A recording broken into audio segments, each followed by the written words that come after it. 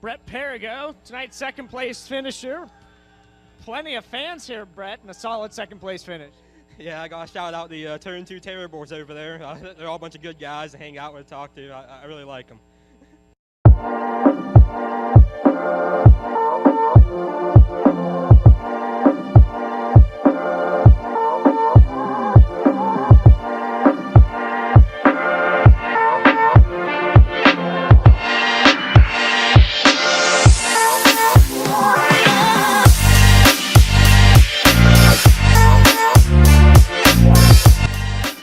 How are you doing tonight, man? Hey, I'm talking here. You know who you're talking to? Macho Man! I'm on my way to Monday Night Raw.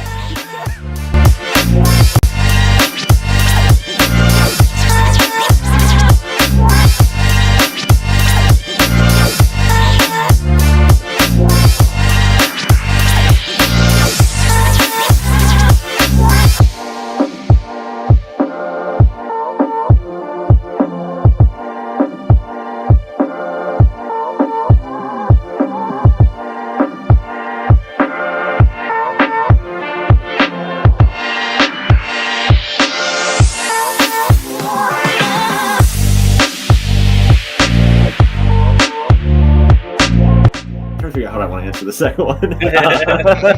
Your choice. It's a trap. I feel like it is. I feel like he's setting up fights in the front stretch. Is what he's trying to do.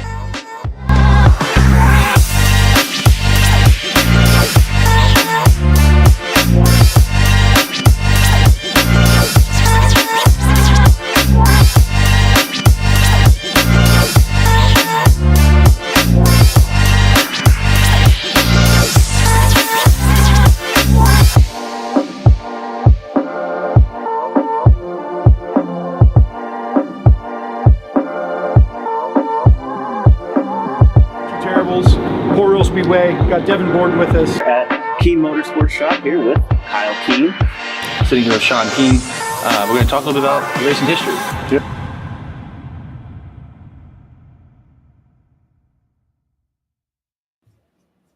April 29th, 2024. What's going on? We are the Turn 2 Terribles. Thanks, everybody, for tuning in. As always, I am Jimmy. This is Chris and Jay-Z. We had a couple things to go over, but first, before we go over this past weekend, we're going to bring on Wyatt Hinkle. He is actually in the intro there, setting up pits on the front stretch. And we're going to bring him back on, and we're going to talk about his season so far and what the future looks like for him. And then we'll go over all this past weekend's events. Williams Grove, Keith Kaufman Classic at Port Royal, BAPS yesterday. And then we got a big weekend coming up, nationally and locally, race-wise. So we're going to talk about all that. As always, put your comments and questions in the chat. We see you guys in there. Thanks, everybody. Thanks, Brad, Randy, Aunt Bay, Matthew, Tyler, all you guys, that tune in every week. We really appreciate it. And also, first, before we get into everything, this wouldn't be possible without the help of Gusthall's Automotive. They are the go-to for all your automotive needs. 632 South Catherine Street in Middletown. Anything that you need, inspections or repairs, whatever, go to them. Call for an appointment, 717-944-6888. That's 717-944-6888. Fellas, how you guys doing? Man, I'm good. I got to be honest. We have a lot of cool fans. We have a lot of cool people that kind of watch this. I don't know why I don't know, call them fans. I think they're us. We're fans. But Creek Burger has to be the best fan name we have. What's up, brother? This guy's name is Creek Burger. That's fantastic. What's going on, Creek? I don't know if I've seen you in the chat before or in our lives before, but what's up, brother? So, welcome in, man. Appreciate you joining in. Yeah, I mean, echo that. It's kind of cool going to racetrack and, people recognize us for whatever reason. We're just a bunch of simple folk wandering around racetracks acting like we know what we're doing. But it's really cool, and it's kind of why we keep doing it. I mean, last year we saw a lot of it, and early this year, same thing. So happy to be here. Yeah, I'm glad. And he works on Wyatt's team. Someone has to work on that team. So I see Wyatt half the time He's wandering around socializing, up in the trailer, acting like he's doing something, but we know better. So Waving hands and kissing babies, Jeremy. Get it right. Mhm. All right. Well, let's let him not take shots here. Let's bring him on. I just want to leave him backstage now and just take shots at him the whole time. Don't even bring him up here. Let's bring him on, Wyatt Hinkle, everybody. Wyatt, thank you very much for joining us. How you doing tonight?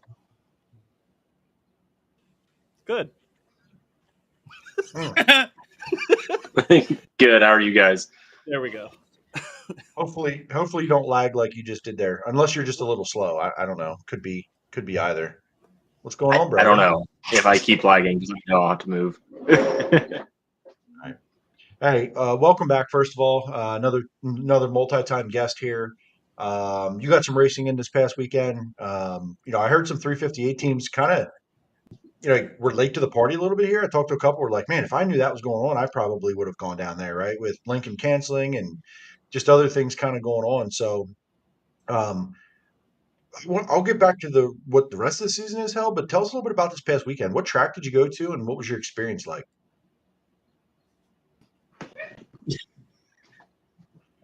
Did you hear any of that? He's on the move. He's on the move trying to get some. 1 second here. This is amazing. While he tries to get adjusted here. See you guys comment. Sorry, had to switch sides there. So we went down to Delaware International. We went down to Delaware International yesterday, kind of on a whim. Aunt Bay told us that they were, thinking about going out there yesterday with the way the weather was looking. And I saw a little bit late, actually, that Lincoln had canceled. So saw they canceled, and we real quick made a decision to get finished up and head down that way. So we got there kind of late. It was definitely a different track. It's real flat and like long straights, tight corners, but flat and just laid out way different than anything that we got here, kind of. And just didn't really know where to start there. But it was fun being able to just kind of like make that decision to get out and go race somewhere that we haven't even seen before that day. All right, so you pull in. Obviously, it's different. No setup notes. No nothing to go off of. What you go out in hot laps? Did you have any idea? Were you close to anything comfortable in hot laps, or were you completely guessing, going, "Okay, we got to try something different"? We kind of had an idea of what we wanted to try to do setup wise, so that made it a little bit easier. But once I got on the track for hot laps, it was, kind of just idling around looking for what I'm gonna, consider my marks to be, and then just I feel like we were pretty close as far as like where we needed to be, but it, it's still just different. Like the corner entry was like real long and straight and fast, but then like mid corner, you're, backing it up, trying to get it turned. It's just really something. Just different. Okay. So tell us how the racing went, because I saw your post and it looked like it was eventful. So tell us how the rest of it went once you got going. Yeah, our part of it was eventful. The whole show seemed to be moving really well. They actually run a really quick and pretty orderly show out there, which was, pretty cool to see. But after the heat race, we started 16th in the feature. I stayed pretty committed to the bottom. Just everybody else was up top. I kind of committed to the bottom, but I tried to get up the top, and I just wasn't quite where I felt like we needed to be as far as setup to go. Just run as hard as they were on the top and keep up with them. So, I stayed on the bottom, picked a few off here and there. Restarts, I could usually get under a car or two and, get going and keep them behind me. But, so ended up finishing 7th at the line. So with the surface, somebody wrote here, it was kind of a sandy, kind of dirty racing surface. Did you feel like you had enough motor and car to kind of hang with the URC 360 stuff? Was it small enough that the long straightaways you didn't get hurt by that, or did you feel? What did you think about that? Yeah, actually, like with the way the track was, it got. I wouldn't say it was like bone dry, nothing to it, but it slicked off pretty quick. And honestly, I don't think having less power hurt us. If anything, it might have helped us just a little bit on those, starts getting up off the bottom and stuff. But the long straights maybe a little bit, but I think we had plenty to keep up with them.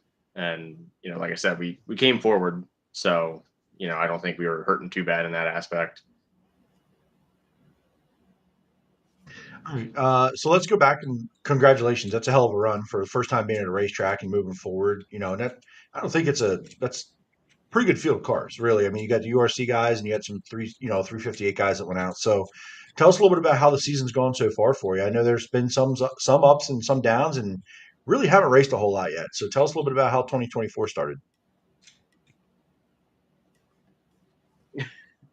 2024 started pretty well, actually. Our first night at Lincoln, we had a kind of bad pill draw and, kind of kept coming forward all night.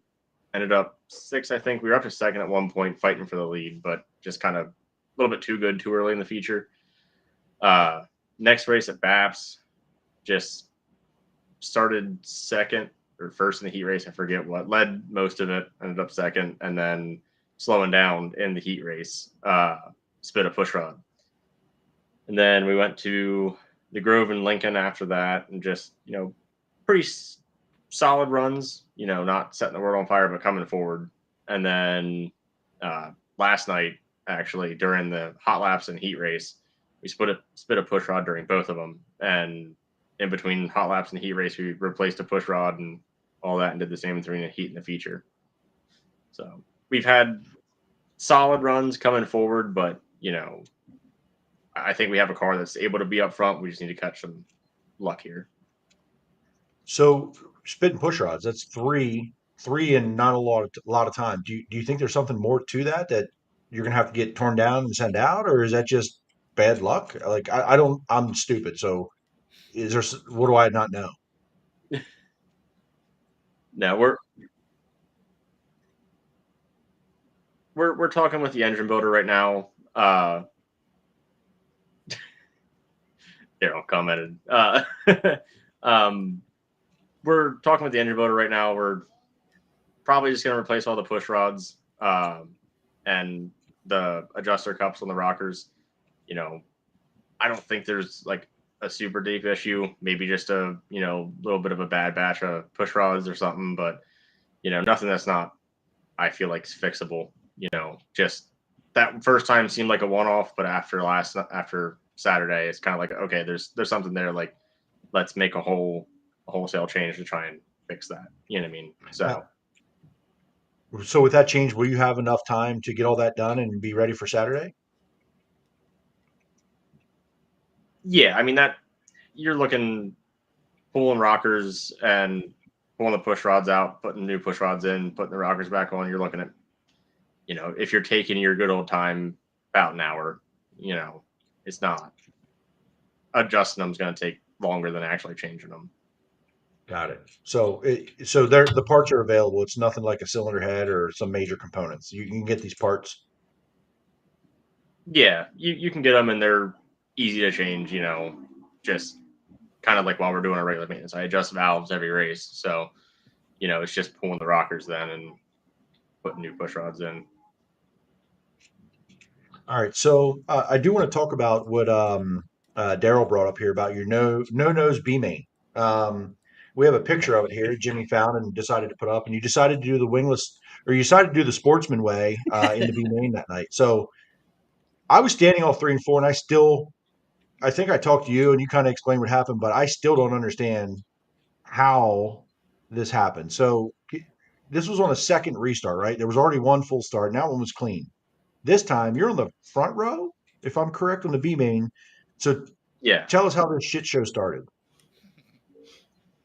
So yeah, like you had said, the initial start came back. And then as we were coming to the line the second time, I kind of drifted up and so did the leader, and we both got on it, and he came up across a little bit, and we touched, but with how we were kind of lined up, right rear to left front, as soon as we touched, he just kind of climbed over the whole front end of it.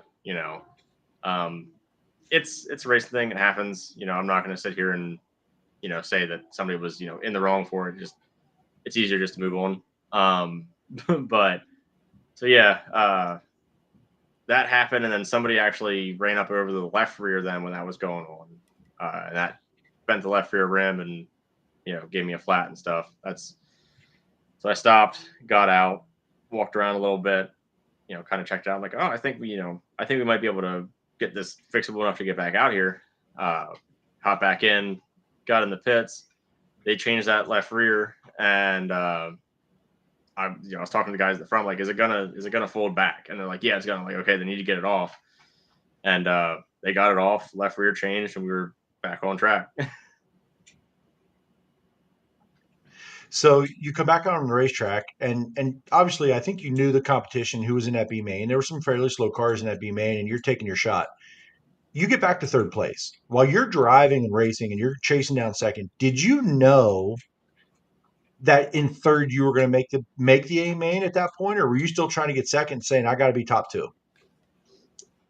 Well, I knew there was a chance that being third could get me in. I wasn't 100% sure. So like out there, I was like, I need to get to third for sure, to at least get a chance. And if I'm with those top two, maybe, make a bid for second to try and for sure get in. But yeah, it was one of those things, I wasn't going to, make it worse than the car already was, by doing something stupid. But I knew that I had to at least get back to third to give ourselves a chance, and kind of leave it up in fate's hands at that point. And as fate would have it, you do make the A main by finishing third in your B main, which took the top two.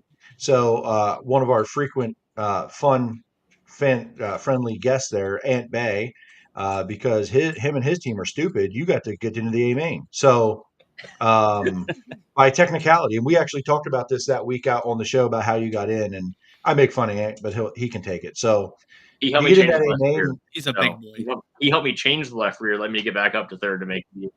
He helped me change the left rear that let me make the A main too. So he wanted to be responsible for somebody getting in the A main. Yeah, take some credit for somebody getting in the A. So you get in the A, you kind of do your thing there. So definitely been an up and down season. I'll be honest, that first race, I think, was it the first race at Lincoln where you were like up to second and challenging for the lead? Was that opening night for you guys? Yeah, that was opening night. We ran started I think 5th or 6th. Got to second racing for the lead there. And that's, like I had said earlier, just kind of, car was a little bit too good too early. So kind of faded at the end of it. But we were there. I thought if you got the lead there, you were going to win that race. And I thought even after, I think Yellow came out, or, Fletcher maybe have gotten back by you. And then I think I had a wreck or fell back. Like, I thought you were going to have that thing won, man. Like you were ripping at the start. So definitely encouraged. You got to be encouraged by some of the speed early in the season, right? Yeah. I mean, especially coming off the last 2 years that we've had, 2 years ago, the end of it was kind of good, but last year was just kind of, a grind. We weren't really going anywhere ever, typically starting and kind of going backwards a little bit, or just, trying to hold on to where we were. So coming out early this year, with some speed and being able to go forward, and, even a bad pill draw isn't really stopping us. Like it's really encouraging. And this will be my last one. So if you're racing this year, you have obviously you've done some Williams Grove, you're going to do Lincoln, you're going to do a little bit of kind of here and there if there's opportunities. Obviously, you want to win a race anywhere. If there's a track this season you want to win a race at that you're going to race at, what's the one that would mean the most to you? That would mean the most, probably, I'd love to get a win at Williams Grove. I've gotten a couple at Lincoln so far. I'd also like to get one at Baps, but that's because they have the sub, and like I really want that sub. Like I've been seeing it since I was a little kid, and like I want to win a sub whenever we go race at Baps. Actually, I'll say, they're all special. for a certain reason. You know what I mean? So I'm not going to rank one above the other, but if Williams Grove would be an amazing track to win at just because the history and, the people that have won there before. And, it's a big track. It's fun. It's fast. It's technical. You know what I mean? So that's, if I had to pick one, Williams Grove, but I'd like to win at any of them for a number of reasons. It's funny you mentioned the sub last night, Victor Lane, Billy Pouch Jr., who doesn't get to race a lot at BAPS anymore. He's like, man, I love coming here. He's like, my guy's really like, I was like, okay, weird, but okay. I like go you do you, Billy Pouch. So like, obviously it's a tradition. It is a tradition, but I never really put it in context. Like, guys want to win that damn sub. Like, that's pretty cool for sure. So Jimmy, Chris, what do you got? I just want to say why it's my favorite now because Williams Grove, best track. You're That's back. all. You're back to the Williams Grove back being your to favorite Williams track Grove again, train. Chris? Or Yes. you should try to go there once this year. Shh. I've been there once for the Sportsman's. Go ahead, Of Jimmy. course. Go Hey, ahead. so we were there that night when you're the whole B main fiasco, and you're basically running a super sportsman out there. With the damage, obviously, if you had a full car, you probably feel like you probably get up into that top two and no problem. But what was the car doing after that wreck that maybe helped, hurt you from getting to the second or first spot? I mean, it would push on the corner exit, more than I was ready for. And I couldn't really, I was tight at the start of it, with just the wing, but as the track was slicking off to that B main a little bit, like I couldn't pull my wing more. I pulled it once and like it made it a little bit better, but the next time I pulled it, it started trying to, pick the nose end of the car up. So I couldn't really adjust anything. It was just kind of the car I had, and like I said, kind of pushing on the corner exit, but it wasn't nearly as bad as I was expecting it to be. Honestly, like I went out and like I got on it and I wasn't sure what to expect, but I felt it out there for a second and felt comfortable. And actually, like I ran down inside of a couple people in that initial start then. So If you saw a couple people, going like this in turn two that night, that was us, trying to push you to get going, because that was awesome to see you come back through after the whole fiasco there.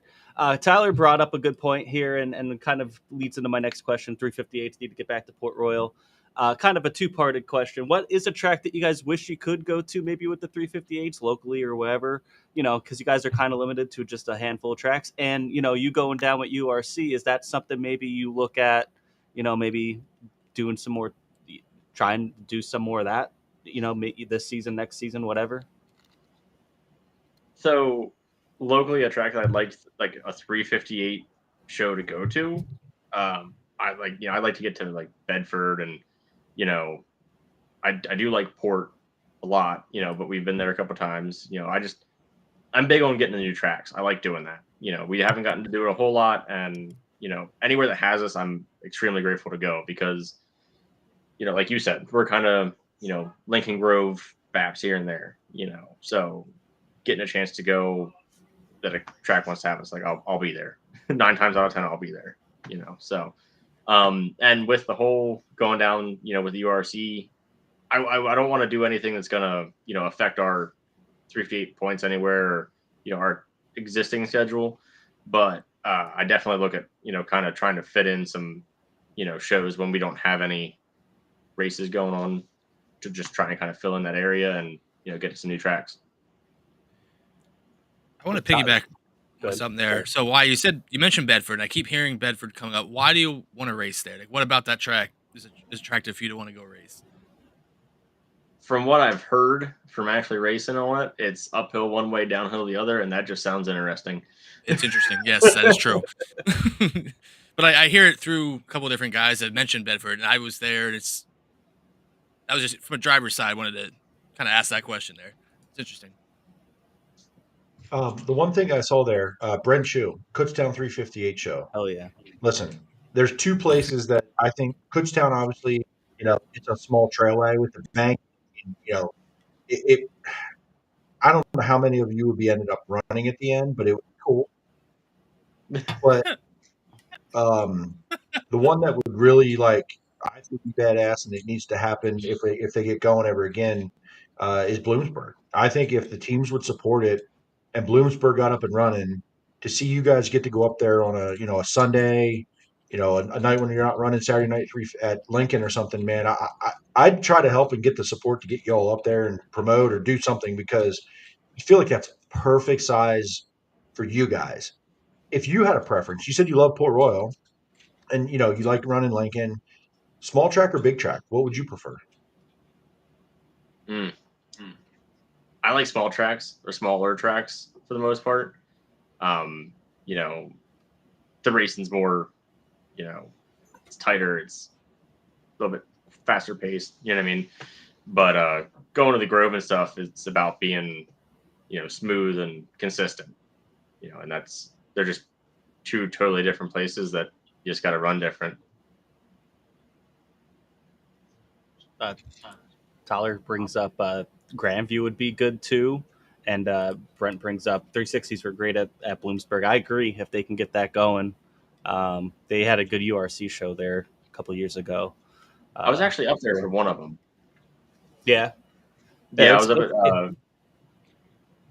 I was at Bloomsburg with the 360s. I want to say that was maybe 3 years ago. probably their first seat. Yeah, Their first back, yeah. and Yes. And the 358's on the new 600 track at Baps. I just saw a post a little bit ago. Actually, there's going to be a revised schedule coming out. Looks like there's been some delays, so I don't think May is in the cards anymore, or I June. did see it was approved though. I saw that early last that's week. good. Yeah, That's good. I think the final stages are there. They can start building. And when I was there at Baps just last night, there's some loads of dirt in the infield now. There's some loads of dirt in there, piled up and ready to maybe be spread out. So I think they're getting there. I just think that the timeline is going to have to be pushed a little bit. But I mean, hey, listen, the 600 track at Baps is supposed to be modeled off Kutztown. So if Brent Shue thinks they'd be cool at Kutztown, they might be cool in York. So we'll see, right? Oh, Who yeah. knows? Or excuse me, at Baps Motor Speedway in York Haven, Pennsylvania. Sorry, guys. go ahead. Can somebody pull up Brett Clark's comment? Yeah, I was just gonna get to that. I need What everybody about to this just micro message ride him at and tell Kutztown in him- August he's talking about? I just need everybody to go message him and tell him that he definitely needs to let me drive that. I've been trying to get him to let me drive it for over a year now. So I am on the way, sir. 10-4. Let him drive it. Let him drive it. Put So him in reach the out to car. Brett Clark. Let him know that Wyatt should be driving his micro in August. It cuts down. Absolutely. It's the least we can do for our fans. Done. Got it. Brett Clark. thanks. There we go. Poor Brett doesn't realize how crazy our fans are. They're gonna blow his inbox up. He's already busy enough with work. It's gonna be a lot busier answering those questions. Actually, that's good. Do they have are the 358s on a Path Valley weekend this year? Are they scheduled at all? No. They are. Because I was that's there a last shame. year for that. I was there last year for that race. That was a hell of a race. Cam Smith, man, he was right. Yeah, Cam was ripping in the 69, man. He loves his bull ring. That boy was getting after it. I was getting upside down, so Oh, that's Proud of you. right. Yeah, you made huge jump. I got pictures of that. That thing was wild looking all the way up in the air like that. Looked like James it went out McFadden. for the feature. It went out for the feature. Just pulled in pretty soon. It did make it out for the feature. That's true. I can't believe it actually made it out for the feature because it was big. Yeah. It was worse when we got back to the shop. Do you guys? Is there a scheduled show for Big Diamond for you guys? There is one for Big Diamond, right? There should be. Yeah, August, series. May 24th, I think. Wykert weekend for Port, right? So that'd be Memorial Day weekend. Is that right? Yeah, that probably that Friday. It's the White Yeah. weekend. They have 358. Oh, that sucks. Well, but Yeah. that Friday, because the Grove's gonna have whatever they have going on. I think it's the Trone race. That's actually, unfortunately, that's one that we're not going to be making. But they were supposed to have, I think, you're supposed to have one there last year that rained out like 3 times. Mhm. So Big Um, time. Yeah. It's a sneaky track doing the kind of cool stuff all year long for a bunch of different divisions. So that's kind of Yeah. cool to see them kind of poking in there again and doing things. Yeah, they're a big modified track, but they do have a lot of other cool divisions there that Right. You know, how I about mean- Clinton County is what I was thinking too, because I know when they only have 2 sprint races a year, and you don't need a 410 to go out. There's 305s that finish in the top 5 there. You ever think about going over there, or have you gone Actually there? up there last year. Oh, okay. We were up there. No, not last year. Sorry, 2 years ago we were up there. Okay. For the URC show, we went up on a. What's that one was a Friday? Sounds I right. think. Yeah, we went up on a Friday. Didn't do terrible. Didn't do great, but it was. I don't know. I'd go USC back. goes there twice. I'd go back, especially now. That we're finding some speed this year. I'd like to go back and see what we can do. But Yeah, I don't know if URC is supposed to go there twice, but they'll go there like once because everything else gets rained out. They're usually like 50-50. So URC Yeah, barely I don't- races. I don't think there's line up with any of our off weekends. I don't know though. I just started looking at URC's calendar actually today. Clinton County, I mean, anytime to go there, I love that place. One of my favorite places to go that's kind of off the radar. So I'm with Jimmy here. Support that place anytime we can. Absolutely. So we talk a lot about racing, but what do you do in your free time? Is it all racing? It's work, racing, and that's it, or what other hobbies you got?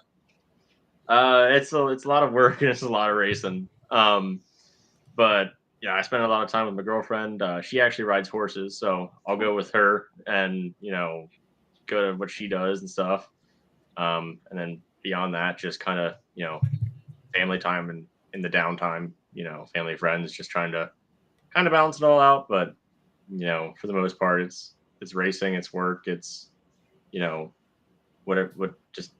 a balancing act. It definitely fills the schedule up quick, especially when you get into racing season. It doesn't take a lot. No, I'm pretty sure I saw Wyatt at the Williams Grove opener in a green tutu. So there's that. there was that. Yep, I was. That may have been running around Ian Field like a leprechaun. That may have happened. I forgot about that. Him and his whole entourage. Oh, I love that. That's amazing. No shame. I must have missed this. Clearly, you definitely missed it. It was an I will send you experience. the picture. There's pictures. There's always pictures. I'll send you There pictures. has to be. He was Please. credit to White though. He was so proud of himself. No shame. They absolutely just owned it. Gotta love it. I wish I was like that when I was young. It's the guy having a good time, man. Having a great time. No leprechauns got him, that's for sure. Is another one of your hobbies sending Aunt Bay R-rated Snapchat? I'm always having a great time. Rated Snapchats to Aunt Bay. Wow. I bet they're not R. I He would guess. and I sent each other some scandalous shower pics. No, no, that's my homie. He's that big sexy. Hi, Aunt.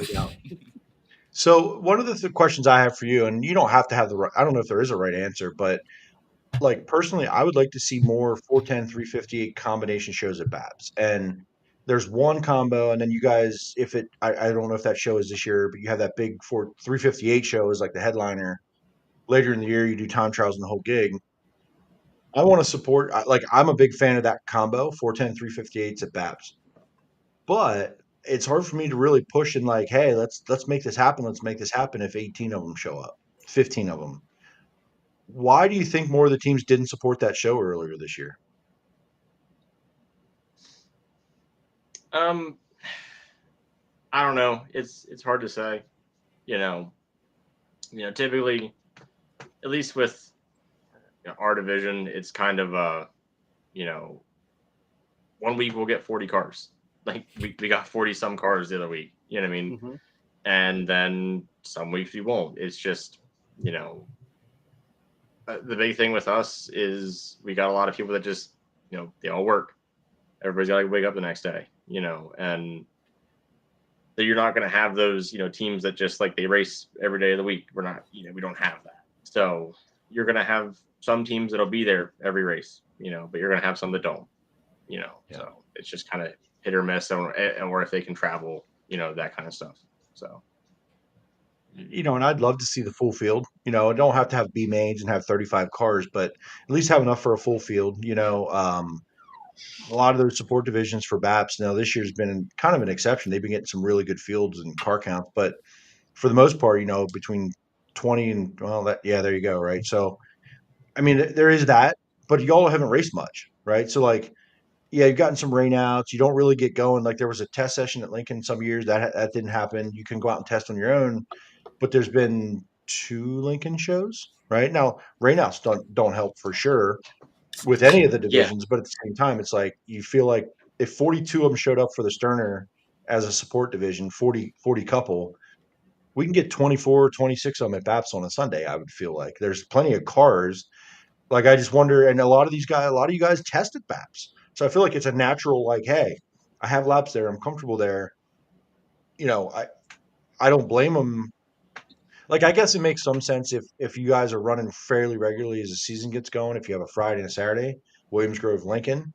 But if it's been a week or two off and you have a Friday and a Sunday, to me, I'm like, man, let's go race BAPS, right? Like it's open. It's not a short track per se. So, I mean, I'd love to see more of that, but the teams have to support it for sure. So I'm a big fan. I hope we see more of it. Chris, what do you got? I already did what I got. Wyatt's my favorite. Loves Williams Grove. I do agree. More 358s at BAPS would be awesome. I don't have any questions. All right. Jimmy has questions. All right, brother. Hey, we're going to get you out of here. Thanks some sponsors, man. Who helps you get up and down the road this year?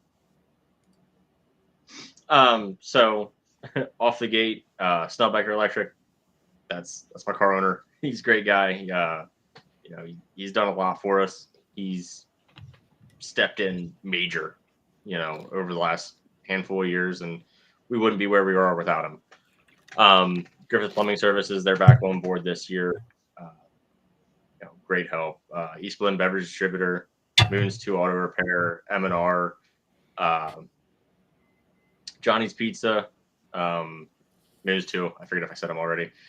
34 Motorsports, and 2B Raptor Vinyl guy, Brett Clark, the one trying to let me drive his micro. And then Start to Finish LLC, they're new this year. Titan Wings, the list goes on, even beyond people that are on the car. I got to thank Aunt Bay from last weekend. We weren't quite ready when we got to the track. He jumped right in and helped us get ready. Shane Smith Motorsports as a whole, and several other, URC teams that were there kind of pitching in. It's a community, and that I could go on all day about everybody that's ever helped us, and, that helps us be where we're at. So, and I'm forever thankful for the support we've gotten. Awesome. Well, thank you again for joining us. And we hope to see you here, either in Victory Lane or maybe in a 2-2 at Williams Grove in the infield or something like that. I'm sure we'll be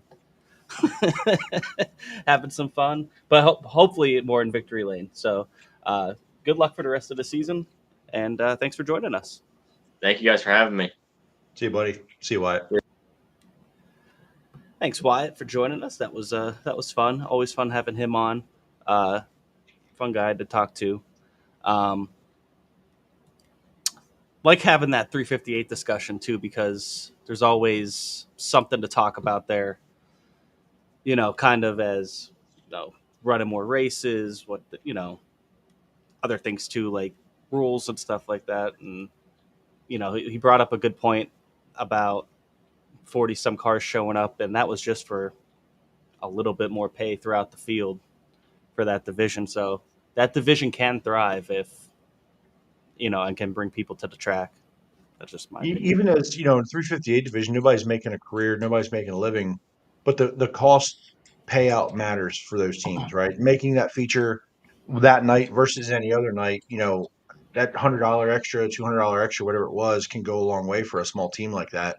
Ask Jaden Wolf, right? Tear up a race car. There's a few $100 can make a big difference. So probably good. Lincoln got rained out last week actually for Jaden, make sure that he was ready to go for the week and whatever. So yeah, I mean, it matters a ton. Yeah, looking forward to see what I can do this year. I know he has the potential. I've seen him as a driver do a lot of good things, and if it all comes together, he can win races for sure.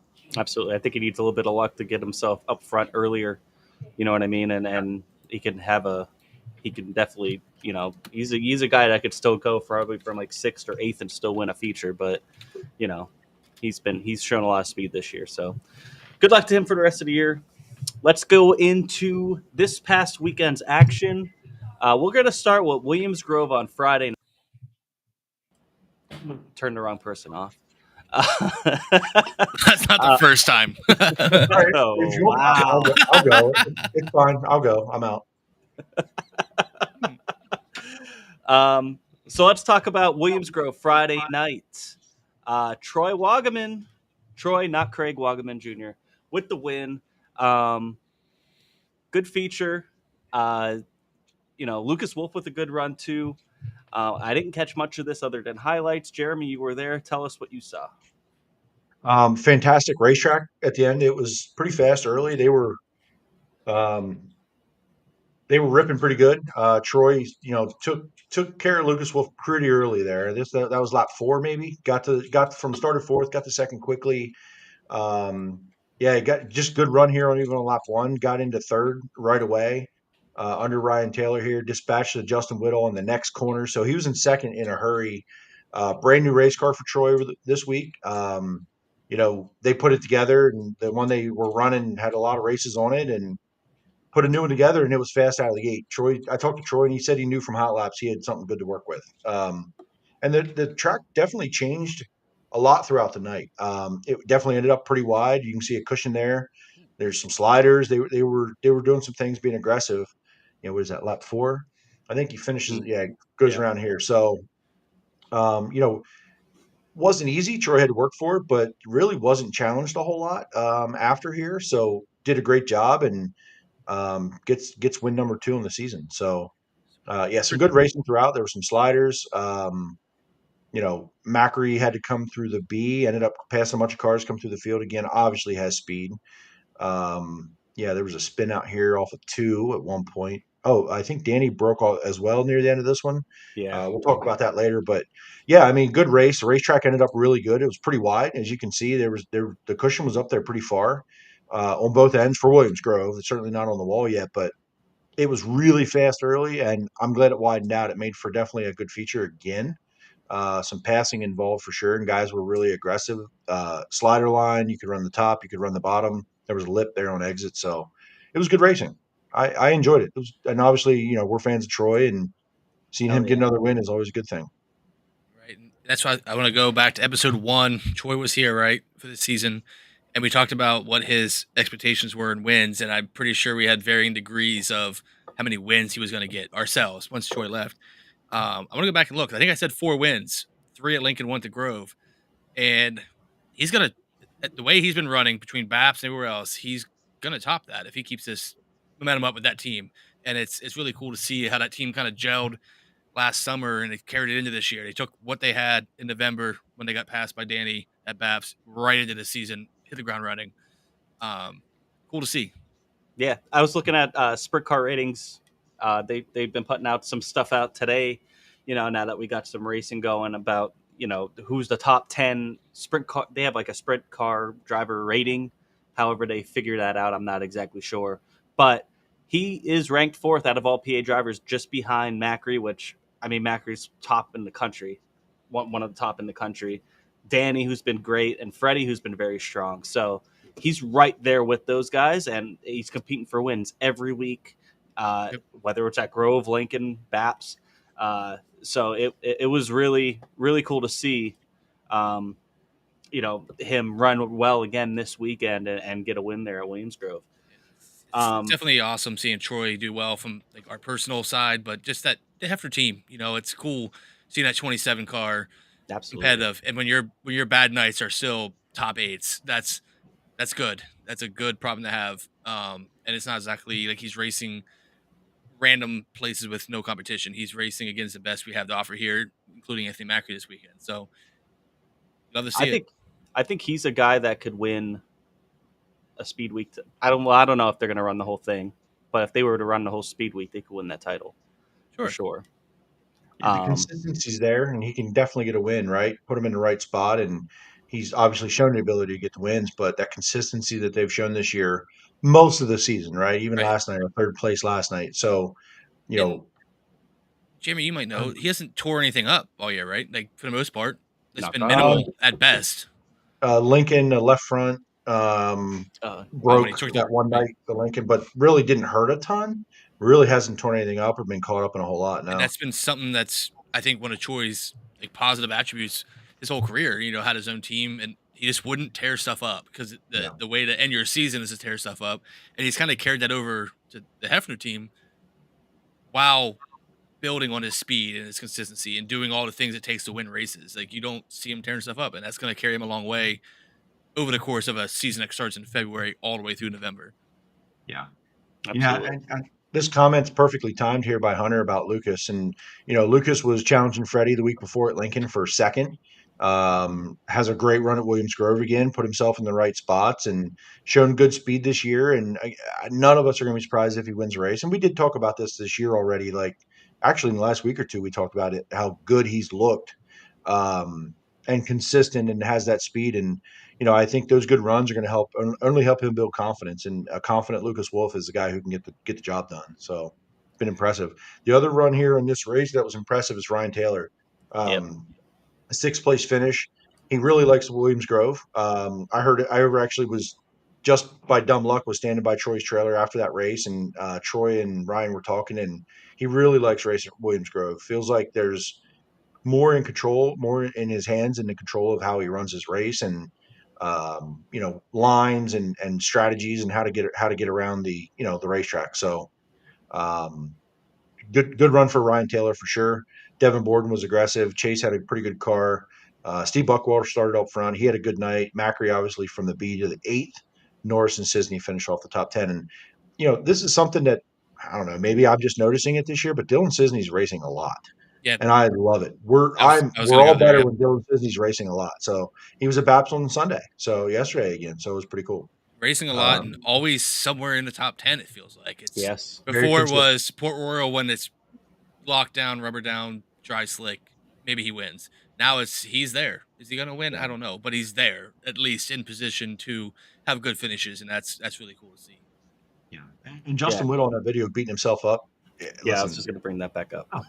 He's had great momentum. He spun out of P3 there, P2, P3. Spun himself out, almost took Devin with him. Just a tough deal. I actually have a picture of Devin hitting Justin. They were both on the top when Justin spun, and Devin actually did hit him, lost a bunch of momentum. I can't believe it didn't break Devin's car, but yeah, Justin had a good night going, man, and just made a mistake there. So there's another celebrity in that frame there. Yeah. Well, Tony Sharp. Tony Sharp lurking in the corners, baby. Old T Sharp. You hate seeing Justin kind of beat himself up here, both figuratively and literally, mentally. Mentally and everything. Shit happens. He seems to have a lot of speed. He had a lot of speed at Williams Grove. He's shown it at flashes at times. We know he has speed. He's he won a couple of races last year, so I'm sure he's very frustrated with just how his season's kind of gotten off to a start here, and I think he'll turn it around though. He's like I said, they got a lot of raw speed, so I don't think that'll be a problem. And he was, if he got caught up with Devin there, he's in the top 10 when this happened. Yeah. So, yeah. He was in the top. They were in the top 5. I mean, he might have been running 3rd or 4th. I don't even know. He might have been 3rd behind Lucas actually. So he was right up there.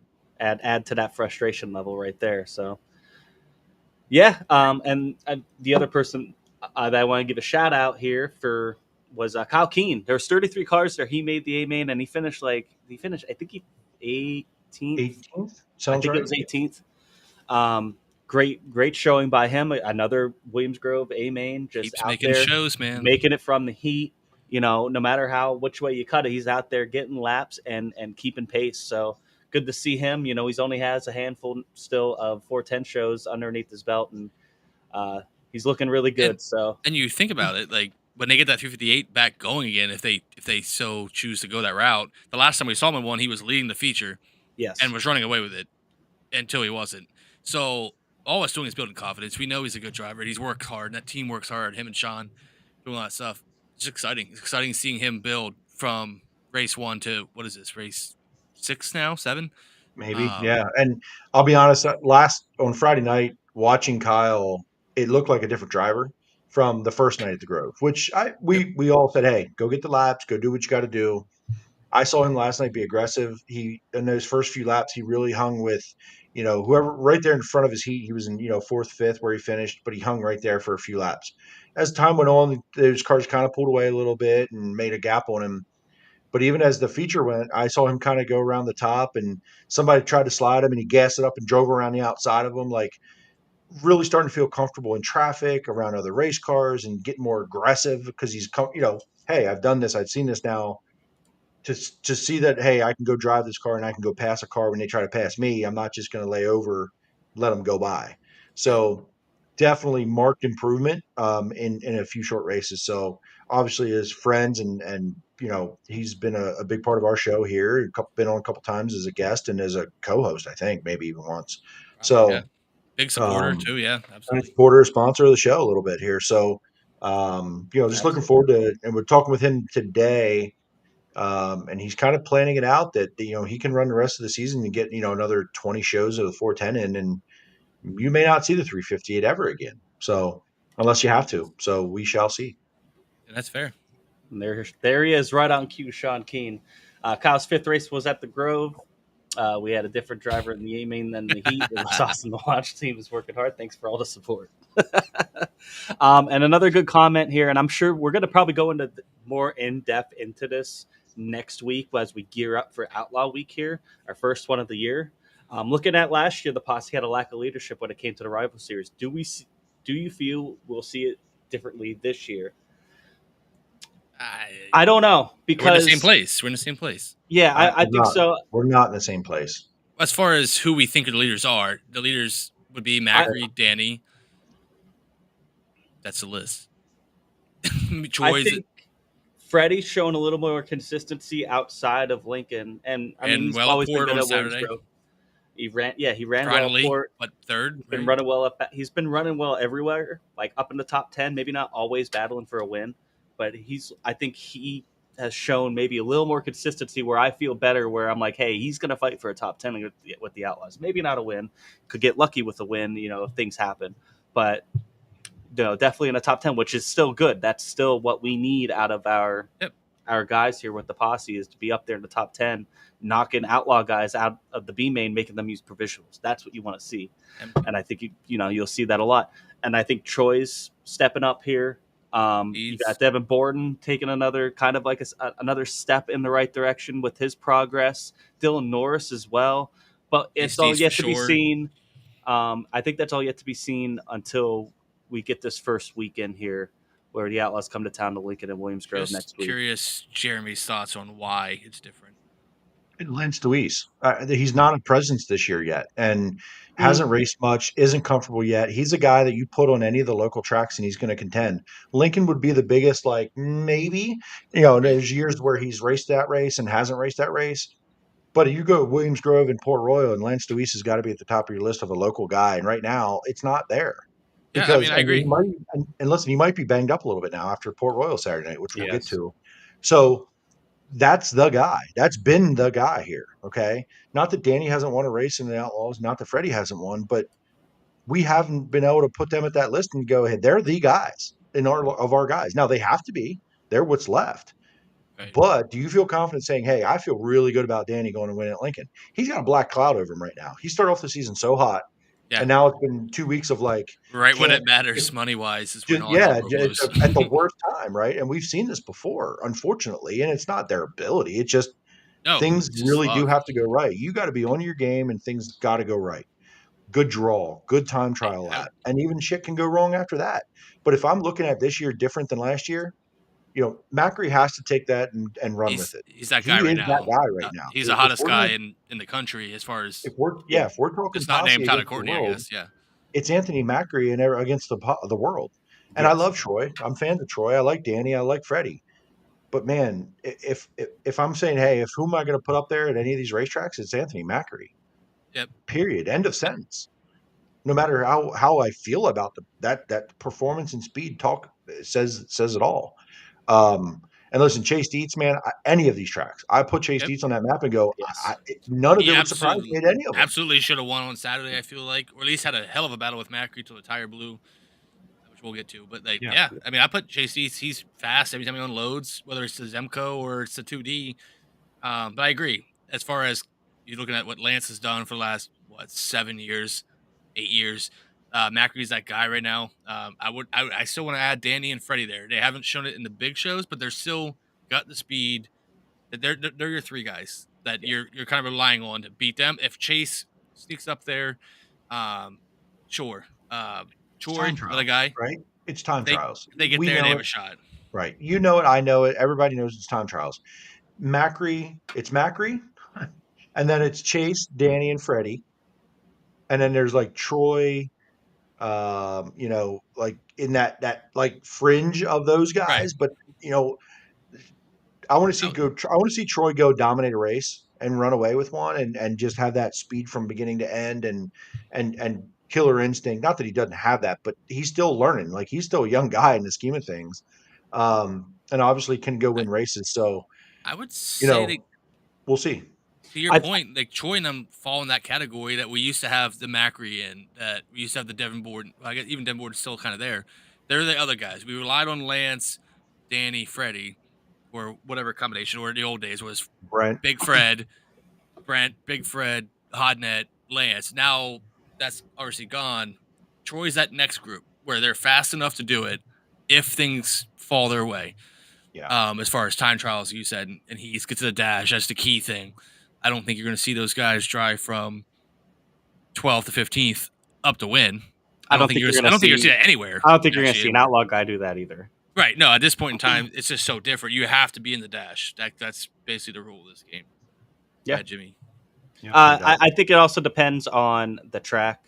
I mean, we're talking right now, we're just talking Lincoln and Williamsburg because that's when the Outlaws are coming in. I think when High Limit comes to Port Royal, I think there's a longer list of potential guys that can win against High Limit compared to at Williams Grove or Lincoln against the Outlaws. But they're going to be competitive. Our guys are always competitive. Even a Steve Buckwalter, Dylan Sisney, even at a Williams Grove or any of these guys, you're going to see outlaw guys have to take provisionals because they can't transfer into the B main because our guys are taking that spot. And I think that's big. You don't see that in too many other places against the Outlaws. So, and I'm glad we have a show before Lincoln next week, because there's someone else on my mind that I'm going to save and have that conversation to say, if this were to happen, I won't be surprised, but we'll save it. Yeah, we'll go more in depth into this next week. As we get tuned up for the Outlaws next week. Let's keep moving here. Let's go into Port Royal. And that guy that we're talking about, really the guy that Anthony Macri, man, him and Corey Day are like the two hottest drivers in the country right now. He might not have been the fastest car in this race. And he's, of course, no shortage of controversy. Far from the most popular, yes. But he got the win. Once he got out to the lead, he's pretty much gone. TJ Stutz looked really, really good. And he did not go without a fight. He went back and forth with Anthony a little bit. And Freddie with a podium. Freddie in a podium at Port Royal. In the 51. That was cool. On a hammer down fast Port Royal. Yeah. So everybody comes in here and he's scared of Port Royal. It's too fast for him. What now? What now? Come on. He passed a lot of cars to get there. So let's get into this. Was a marathon of a feature. I didn't really get to see the first half of it because we were trying to get stuff. We had wholesale changes in the We had wholesale changes to make, and we're like, oh, we got to hurry up because if this feature goes green, we're like on the clock. But anyway, we'll get into that later. The lap one incident. This was rough, man. This took out a lot of good cars, and it was rough. It's a rough watch. There's a lot of different angles on social media. This one courtesy of Flow Racing on their Twitter. Haugen's car is destroyed. How he got out of that car, he's very, very lucky. I'm not sure what happened. AJ Flick, Lance DeWeese, Callum Williamson, Austin Bishop. AJ Flick. Yep. So Absolutely from what destroyed it that looks car. like, from all accounts that we could see, he comes down there 3 wide with the 55 and the 67.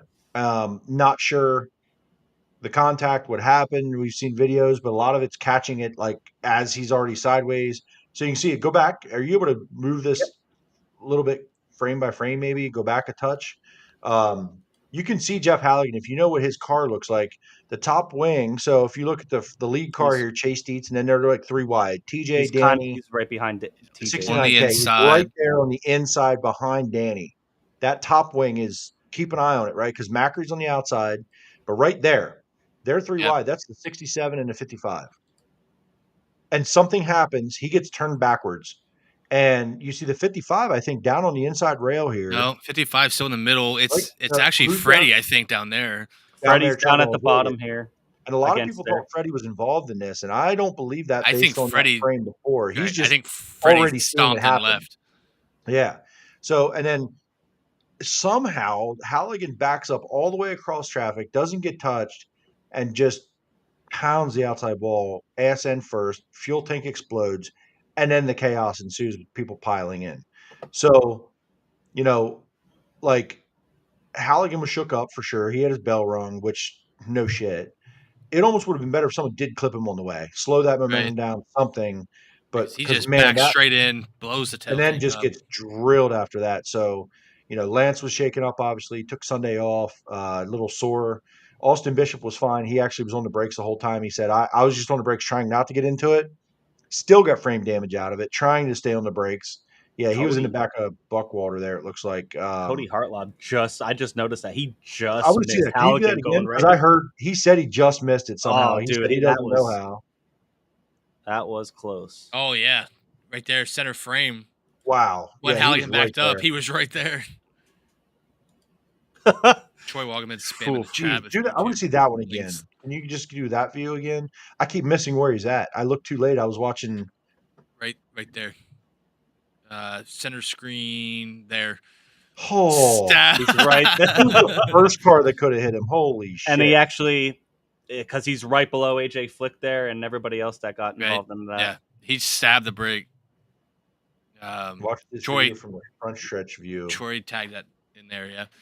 Yeah, I'll have to no, watch that. I feel like Freddie did not cause it, based on anything I've seen so far. He was behind it. Yeah, it sounds like the Casey. 55 definitely involved there. Maybe he jumped the left rear because they were 3 wide. It's the only Yeah, thing but- I could think of why he would be so sideways like that. I just think he stabbed the. I don't know. Yeah, Obviously, we're saying that you and I were out there in the Oh, pits. Joe Donahue, friend of our posse league, got the whole thing here. I'm gonna see if I can see anything that. See Oh, there it is. Okay, hold on. I wish we could get that link and put that up because I think it gives you a little. If you could send me the link, or do. I got it from our page. Let me see if I can. Let me look at this again here real quick. Yeah, no, Jimmy and I were all about carrying Jackson And everything actually, around while Brett's doing gear changes, and we got a text that Yeah. there was a bad red flag, so we brought up Flo to kind of watch the same thing we're watching now from the pits. Like, what the hell's going on out there? Update on Lance. He was just sore. I think he did a little interview with Flow Racing. It's on their webpage. Just talk about how he was sore. He took Sunday off. I'm sure he'll be back next week. Just probably just a little sore from a tough wreck. So the 55 comes down the front stretch, turns up the track a little bit into Whitall, turns kind of a hard left, enough of a left to get off of Whitall, and Halligan was there with nowhere to go. It turns Halligan backwards, so he almost like right hooks him, turns him backwards across to get that. If you look at the still frame here, you can kind of see it. Like, yeah, Halligan's sideways, and those guys are just going. Yeah, the 55 looks like kind of went up the track into Whitall. Not a panic move at all, but like sort of like tried to get off Whitall, turn left. When it went left, Halligan was there, and he got into Halligan's right rear, and then it turned Halligan. So just an unfortunate set of events on a fast racetrack, which, man, that's tough. Hold on, I got it here. Not ideal. For sure. Joe Donahue, which we saw him earlier on in the night, talking to him a little bit before heating the motors and everything. Good dude. So it's kind of going to be kind of hard to see, but you'll see kind of car move up, move down, and boom, gets into Halligan and just sends him. Phew. One of those racing deals. Started the race, a lot of cars, not a lot of space. Yeah, like I don't. There, you see the Oof, 55 kind of weave a man. little bit, kind of he goes right to his left. They just met in the middle. So, listen, Mike Wagner isn't a rookie, but this is the kind of things that can happen on a racetrack. Somebody gets a run, maybe Halligan started the row behind them, or maybe he spun the tires a little and they got to Halligan. Like so much can happen in such a short amount of time with these race cars, especially when there's this much grip. When they're big at Port Royal, they're big, and this was big. So yeah, dirty air, right? A small adjustment left or right, and that car can move a ton. So, but man, it was hammered down. They were running 15.8, 15.9 seconds in time trials, which is an average of 126 miles an hour, I believe I heard. So if they're averaging 126 miles an hour, guys, what's the straightaway speeds? Yeah, I mean, you're probably 140 getting plus. 135. Yeah, probably You know? 140 because they So carry so much speed through the corner. Yeah, absolutely hauling the mail. It did get a little bit wider as the night went on. It just started to slick off a little bit. And Anthony Macri, man, speed from beginning to end. TJ and doesn't surprise me. I saw a comment here when TJ took the lead and slid Macri and kind of closed the door. Or yeah, 15-0, excuse me. Okay, 15-0. Sorry about that. I'm even 15-0s. When TJ closed the door on Anthony, man, the place went nuts. I could almost hear it The from where I was grandstands. standing. It had to be happening. I was sitting were with you guys up there? grandstands, and you would have thought a touchdown was just scored in Penn State. Yeah, it was loud. Like it was stupid. And talking about the 15-0, like Jimmy and I were up there, and he was what 0.3 quicker than second place in that group. That was crazy. Stupid crazy fast, just crazy fast. And we don't see that, but a handful of times a year at Port Royal. I liked it. I enjoyed that they were fast to see what they can do around that place. But man, it was almost too fast for a feature there, which is, people that don't know Port Royal and don't go there and they call it the Speed Palace. That was the Speed Palace. That's why. But here, that accident in turn one is what they want to avoid.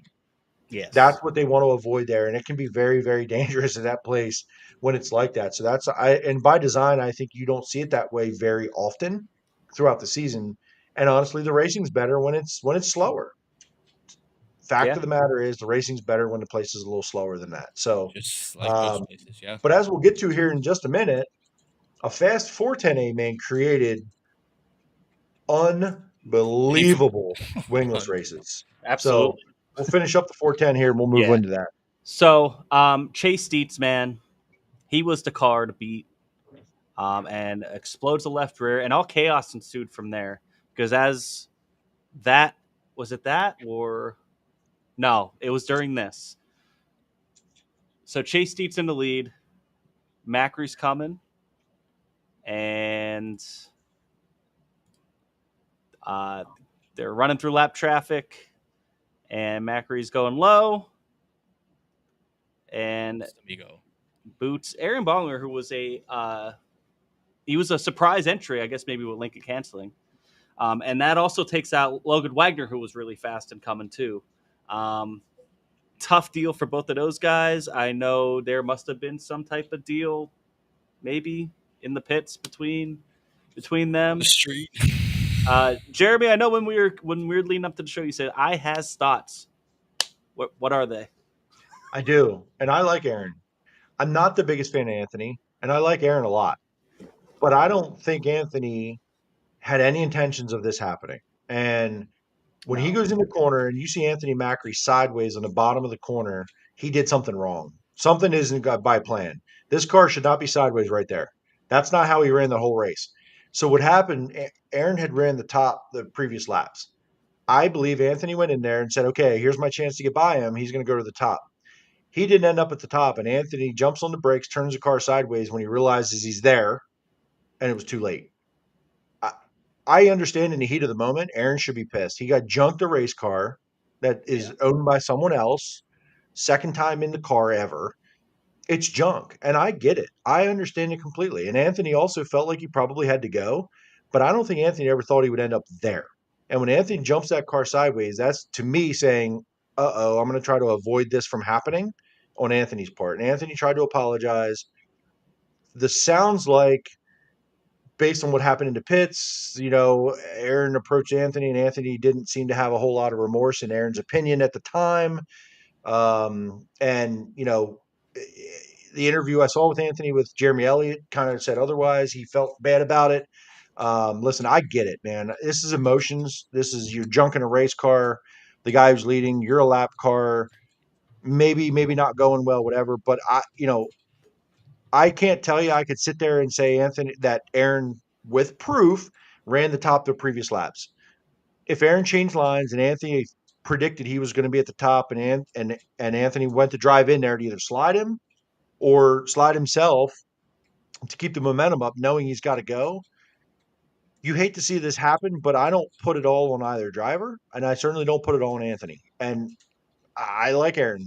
I talk with Aaron every weekend, and if Aaron was standing here, I'd say the same thing. And it's just an opinion. I'm not in the driver's seat of either car, but when I look at that, I don't believe Anthony would have ever been that sideways in the middle of the corner there unless something was out of place. To me, it also looked like Aaron kind of came down a little bit. Like maybe Sure he he was did. going to And he drift was up, in the and middle, it he was kind going of to got some diamond it grip and off a came little bit, into him. right? Yep, 100% So right. And I don't put that on Aaron. Like, he gets the no, chance to run his line for sure. But I don't think Anthony ever thought he would be there. I really, really, truly believe that. So, and I it think sucks. Honestly, it sucks for both these cars and including Logan Wagner, because you're it, running second. And he said he was actually kind of sore and a little bit shook up from that too. That was a pretty hard hit it on the way was by it there. was. So that's my thoughts on it. And I don't know. What do you guys think? I'm kind of in the same boat there. And Anthony here, he's behind 2 lap cars trying to get to the lead. He's trying to be aggressive. I don't think he's overly aggressive there. I think this is a classic case of racing deal.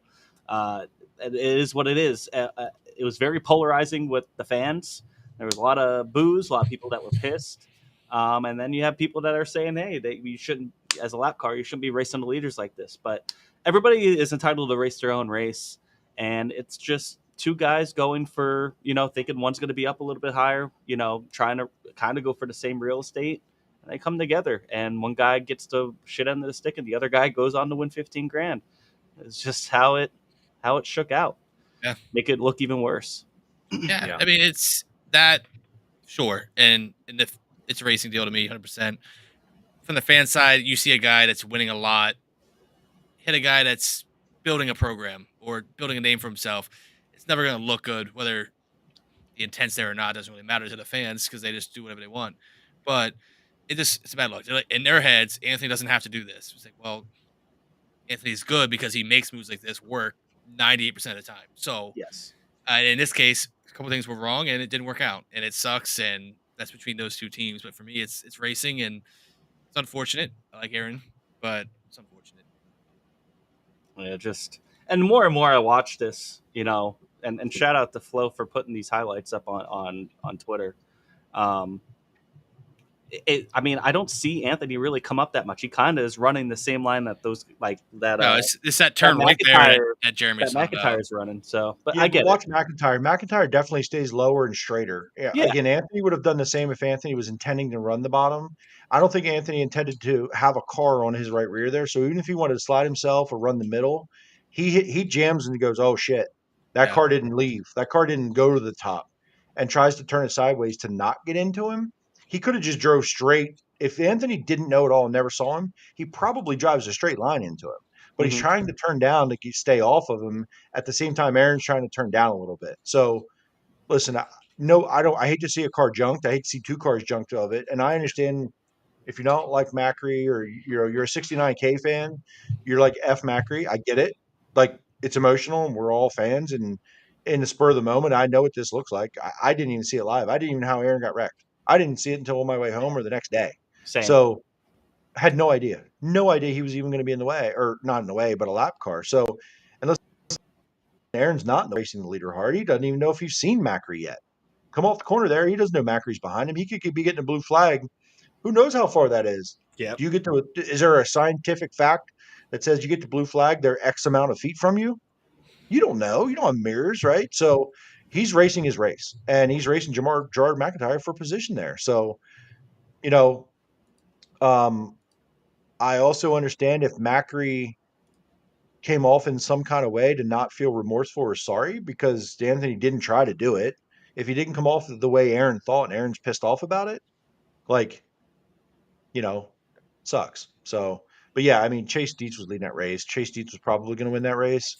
Yeah. Looked amazing, but tires. So, bunch of tires cut down. So yeah, after that red flag, Danny had during that red flag actually, Danny had a tire go down, and it sounded like something melted to flatten it. When I heard it caught on fire. And then also during that, which sucked, Cody Hartlaub was sitting on the front stretch and it looked like something underneath caught on fire, and they had to put the fire extinguisher out, basically end his night.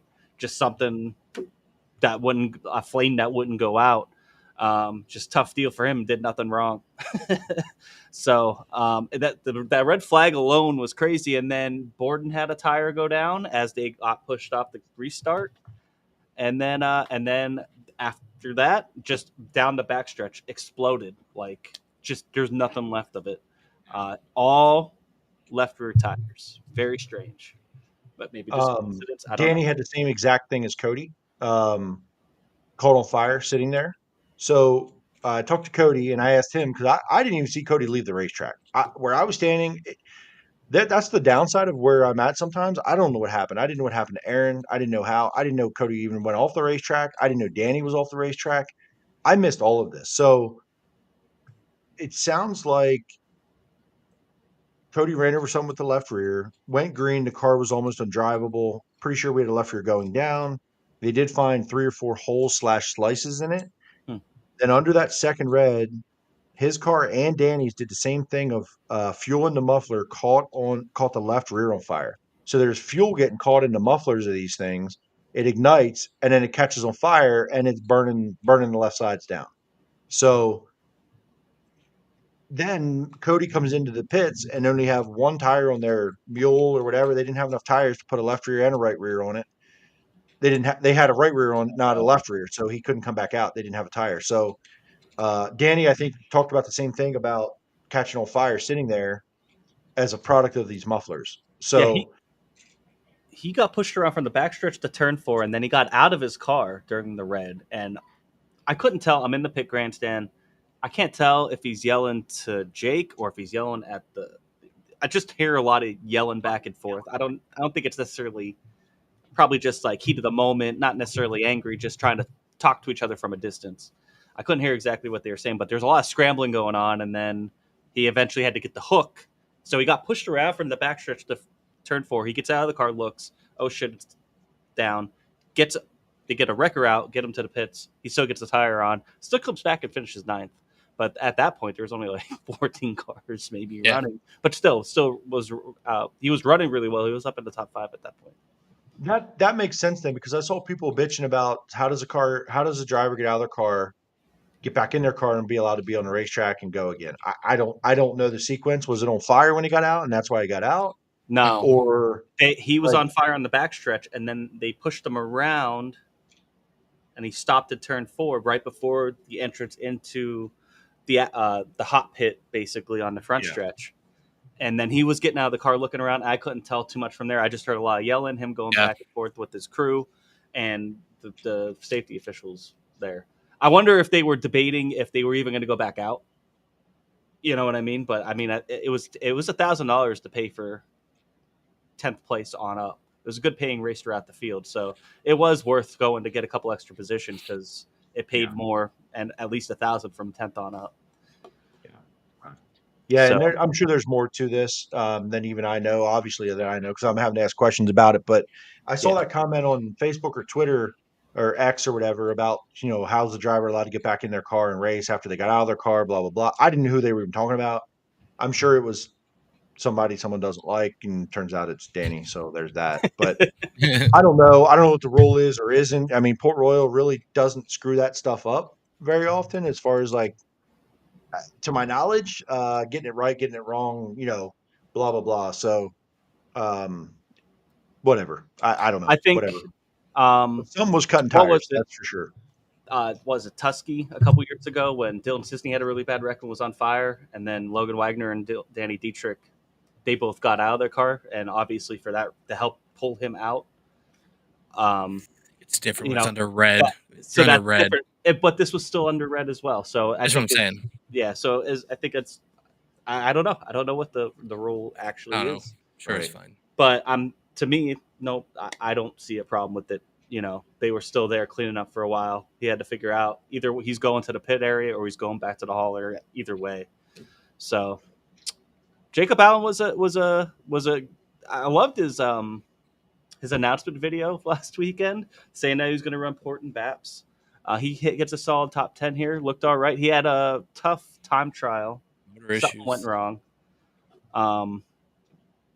But then got himself up in there and got a top 10 as well. So, yeah. Anything else from the 410 feature? Yeah, Lucas Wolf, right? We just talked about top 5. Justin Whittle, 6th. Phenomenal run. Obviously, we talked about Freddie. Great run. TJ Stutz, great run. TJ's shown a lot of speed in his car and that 11P at times. Certainly that 11P has been performing better with TJ in it than previous. So really nice job there. Mike Wagner, really good bounce back for him after an injury last year. So certainly hasn't slowed him down at all. Just a lot of good runs here in this top 10 and overall at Port Royal for a fast hammer down track.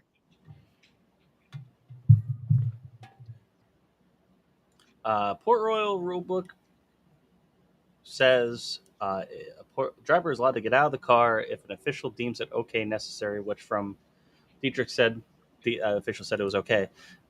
So I guess they didn't put it out on the backstretch. They had to take it out, push his car around the turn 4 to get a fire extinguisher because the backstretch guys were over in turn 2 cleaning up that wreck. So I do remember hearing, I think maybe Danny tweeted that. So, all right, 410 feature, Anthony Macri, 15 grand richer. But set up for 2 amazing wingless features. We're going to start off with the USAC East Coast Series here. Joey Amancia, man, this race it had a lot. There was a lot. So, you had Alex Bright and Briggs Danner. They were the class of the field to begin with. They were gone probably by about 2-3 seconds. And Danner was closing in on Alex Bright to the point. And he was right on his tail tank coming out of turn 2. And Alex gets kind of bunched up. And Danner is right there. So they both get involved in a wreck, which opens up the floodgates for Christian absolute Bruno. Chaos. Yeah. Joey, obviously, Christian Bruno, Carmen Perigo, Stephen Dravicki, those guys. It kind of opened up, for those guys to battle for the win now. There was enough laps left. Alex Bright did end up getting back to 5th. Briggs Danner couldn't finish the race after the incident. The Slider Fest, though. Christian Bruno inherited the lead then, and Joey was behind him, and they just went back and forth in a slugfest. And as that's going on, Carmen and Stephen Dravicki are battling, going back and forth, right there, right behind those 2 guys. And it was like a 3-car battle for the lead almost at one point. You could see Carmen right there battling with Joey. It was an awesome feature. We didn't get to see the last 7 laps, I think. And then I'm watching on Race Monitor as we were pushing Brett. I'm like, hey, he finished 2nd. I just saw where I was standing. I just saw me. Yeah, I mean that battle with Joey and Bruno there down the stretch. Here's the mess. Terrible timing. That's just terrible timing for Briggs, man. Right. But it sets it up. The slider bombs that both of them back and forth, lap after lap, was impressive after this. And hell, even Carmen did it in the last lap, like Jimmy was on about. Ended up being for 2nd, which wasn't even his goal, as it turned out. It just kind of worked out for him. But this battle here, each end, it was good, so fun to watch. Ended up. Look at this. Oh God! Lap after lap, and just be. I thought there was a time or two where one of them was going to go up and just pound the wall in 3 and 4, but it wasn't that slick across. So They were able to drive that hard, Bruno got not close back it into the once. wall. Bruno got close once. That kind of broke up this battle, and that's when Carmen crept in. But yeah, otherwise it was just amazing. Just the car control and everything back and forth. Yeah, look, he's carrying the left front, middle of the corner, backing it up the hill like there was that much grip still. Yeah, and then, like I said, Steven Dravicki, he's right there underneath Carmen, especially out of 3 and 4. He's running that lower line and kind of almost keep a pace with him, but Carmen was able to keep enough momentum down the front stretch to stay clear of him in 1 and 2. And then he would kind of creep into the picture here as these guys were battling. And you think, hey, maybe the same thing happens between these two guys, like, if two guys like Alex Bright and Briggs Danner, who are like probably the two of the best in that field, anybody, it could happen to anybody. But these guys put on a great, clean show, awesome race to watch. Joey was so stoked in Victory Lane. He got out. He was all amped up. He's a character. Just a great race, though. Just awesome. Unbelievable. I mean, like, Right here, I hate it for both. Hate it for Briggs Danner and the way that was going. But man, and listen, they could have gotten into a slaughter battle at some point. But I think that this was incredible. It was so much fun. I was just smiling the whole time watching this shit happen. Like, I was on the front stretch by the end of this, taking a picture or two as they came by, but I was just standing there as a fan watching these two go at it. I watched Christian Bruno in a micro, watched Joey growing up here a little bit in front of our eyes the last couple of years, really getting that experience. And I don't know if 2 years ago or a year ago he makes this work. All of this. So it was pretty cool. It was very cool to watch. And I don't know Joey that well, but I watched his career. I watched him do some racing, and he's taken some lumps, and he's going to be out on the national tour this year as a young guy, and he's going to take his lumps, and he's going to have good nights and bad nights. But man, he looked like a veteran. They both did. And they're both young guys. So it was cool to watch for sure. This is the best Port Royal for these cars, and yes, we don't get to see this a lot. And as fast as the 410 feature was, and maybe it wasn't the best Port Royal for the 410s, it was that much better for these cars. And not only this, but then New England Sportsman after, just as good. Man, I was entertained. It was better than the 410 feature. Not absolutely. Both of them. Like this was both of them. Both the wingless were better than the 410 race. Just super entertaining. And Joey kind of takes control here with, there's 3 to go there. Sort of takes control, and Carmen gets going in typical Carmen fashion. Wait till the very end and then go. And we talked to him after the race, and he said, man, as they were sliding each other, he got close a time or two and said he just didn't feel comfortable going up there and doing what happened to Briggs a little bit, where someone makes a mistake and he ends up caught in someone else's problem. So I feel like once they got spread out a little here, he started to get out. You see this bomb in turn 3. Yeah, things I watched on the pit grand. It almost reminded me of like when Buddy from. Look at this, like absolutely on his nose. And he makes this work even with those 2 cars turning under. Yeah, 3 wide of the line, got him. Crazy. Carmen Parago P2. It reminded me though a little bit of when Buddy the other week, because it was kind of this, not exactly the same, obviously, but Buddy came out of nowhere in the frame until they got into turn 3 and threw the bomb. Carmen made it work. It was awesome. So great run for congratulations to Joey. Great run for Carmen. Like I said, awesome for Alex Bright to make his way back up to 5th. I tell you what, that race is 5 laps longer. Alex Bright's in the top 3. Yeah, he was visibly faster than everybody else in front of him. That's how good he was. So, Joey going to the National Series. At first, I kind of questioned it a little bit, but I mean, he's really starting to turn a little bit of a corner here, where he's winning some races. He's showing some maturity. He's racing smart. He did it there, and he's going to send it though. Absolutely. I think Carmen said something like that. He's like, I'm going to be starting. I think he started behind Joey on the initial start. He goes, I know he's just going to send it. So, and he did. He did all right. So got him the win. So, congratulations to him. And then after that, to cap it all off, the wingless sportsman feature, Craig Perigo with the win. Look at those guys. Hey, celebrities here. Team CPR, baby. Jimmy's got the hoodie on the night. Craig Perigo's exact words were, "I'm tired of seeing this 2A. Fill in your word. Here's these hoodies." Uh-oh. Are we down? No, it says everything's streaming. Except, sorry, Ken, it's your internet again. Fix it. But yeah, this was an awesome feature too. I don't have a highlight video for this. But Craig started second. Started second, got to the lead early, and basically held it from there. He had to make his car pretty wide, hold off Cliff Bryan, Trent Yoder, and Steve Wilbur, which it was a 4-car battle for the win. Even before that, shout out to Jay Fantasy. Yeah. Was giving it to Craig, and I think Craig and I talked after the race. I think Jay probably was going to get him running that lower line he had. A little bobble there, a Ford to the 360. Not bad for a wing guy from Baps that was only there because Baps had to cancel. Jimmy, we might be down. I just got another message that said what just happened. What's that? On Facebook? Yeah, it says stream unavailable for policy violation. What did we do? Told you. Come on. I told you. Tried to tell you. YouTube went down. It's YouTube. No, it's up. I just clicked it. It's fine. Brad said YouTube went down. No, I just heard us say that.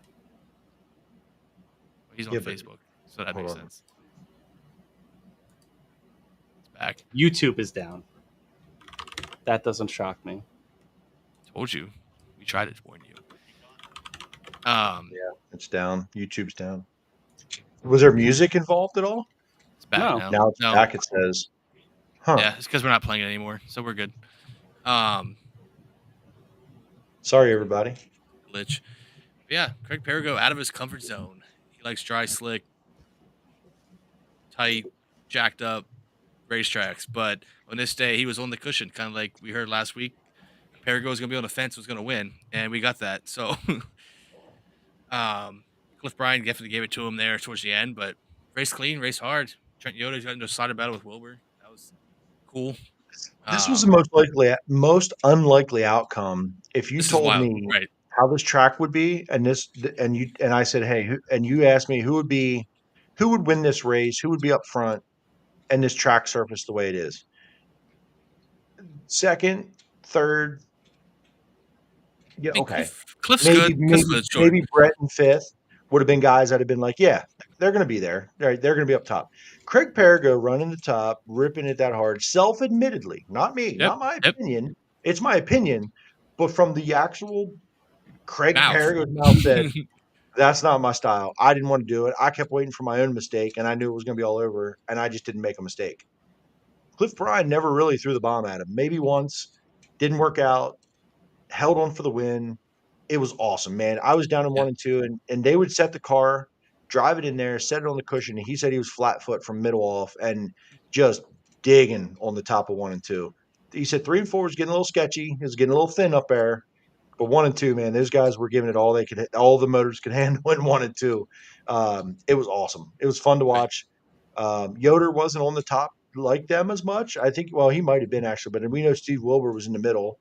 Right. And Steve Wilbur finishing fourth when the by far dominant line was the fence is a kudos to Steve and how good his program is to run where he ran and finish fourth. And we love Brett Perigo. That's our boy.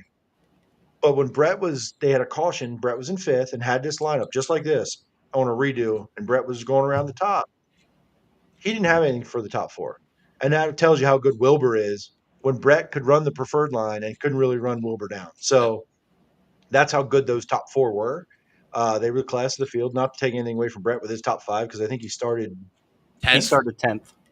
10th to 5th. So, and him he and was Chad also Thomas in a puddle of oil the entire last half of the race. And he was having a bad time. Whole cockpit was full of oil, so there's that. But a hell of a run there, and man, what an entertaining race, entertaining night all around. To be honest, from beginning to end for the wingless cars. So all the Perigos were in a heat together, and they started on the outside row, 2nd, 4th, and 6th, and Craig started 2nd. He won that heat, I feel like, by half a track. And again, by ripping the top at the time, and it was fast then.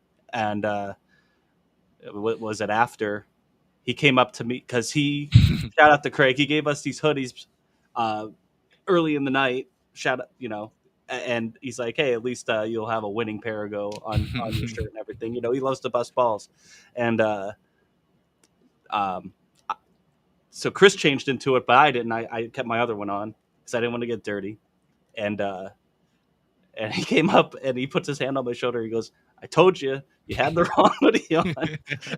And but it was for us. It was just a really cool experience just to be. I like hanging out with them in the pits and helping them out as much as I can. I don't know shit, but just scraping mud and moving shit around for them to make anything for their lives easier. It was a good time.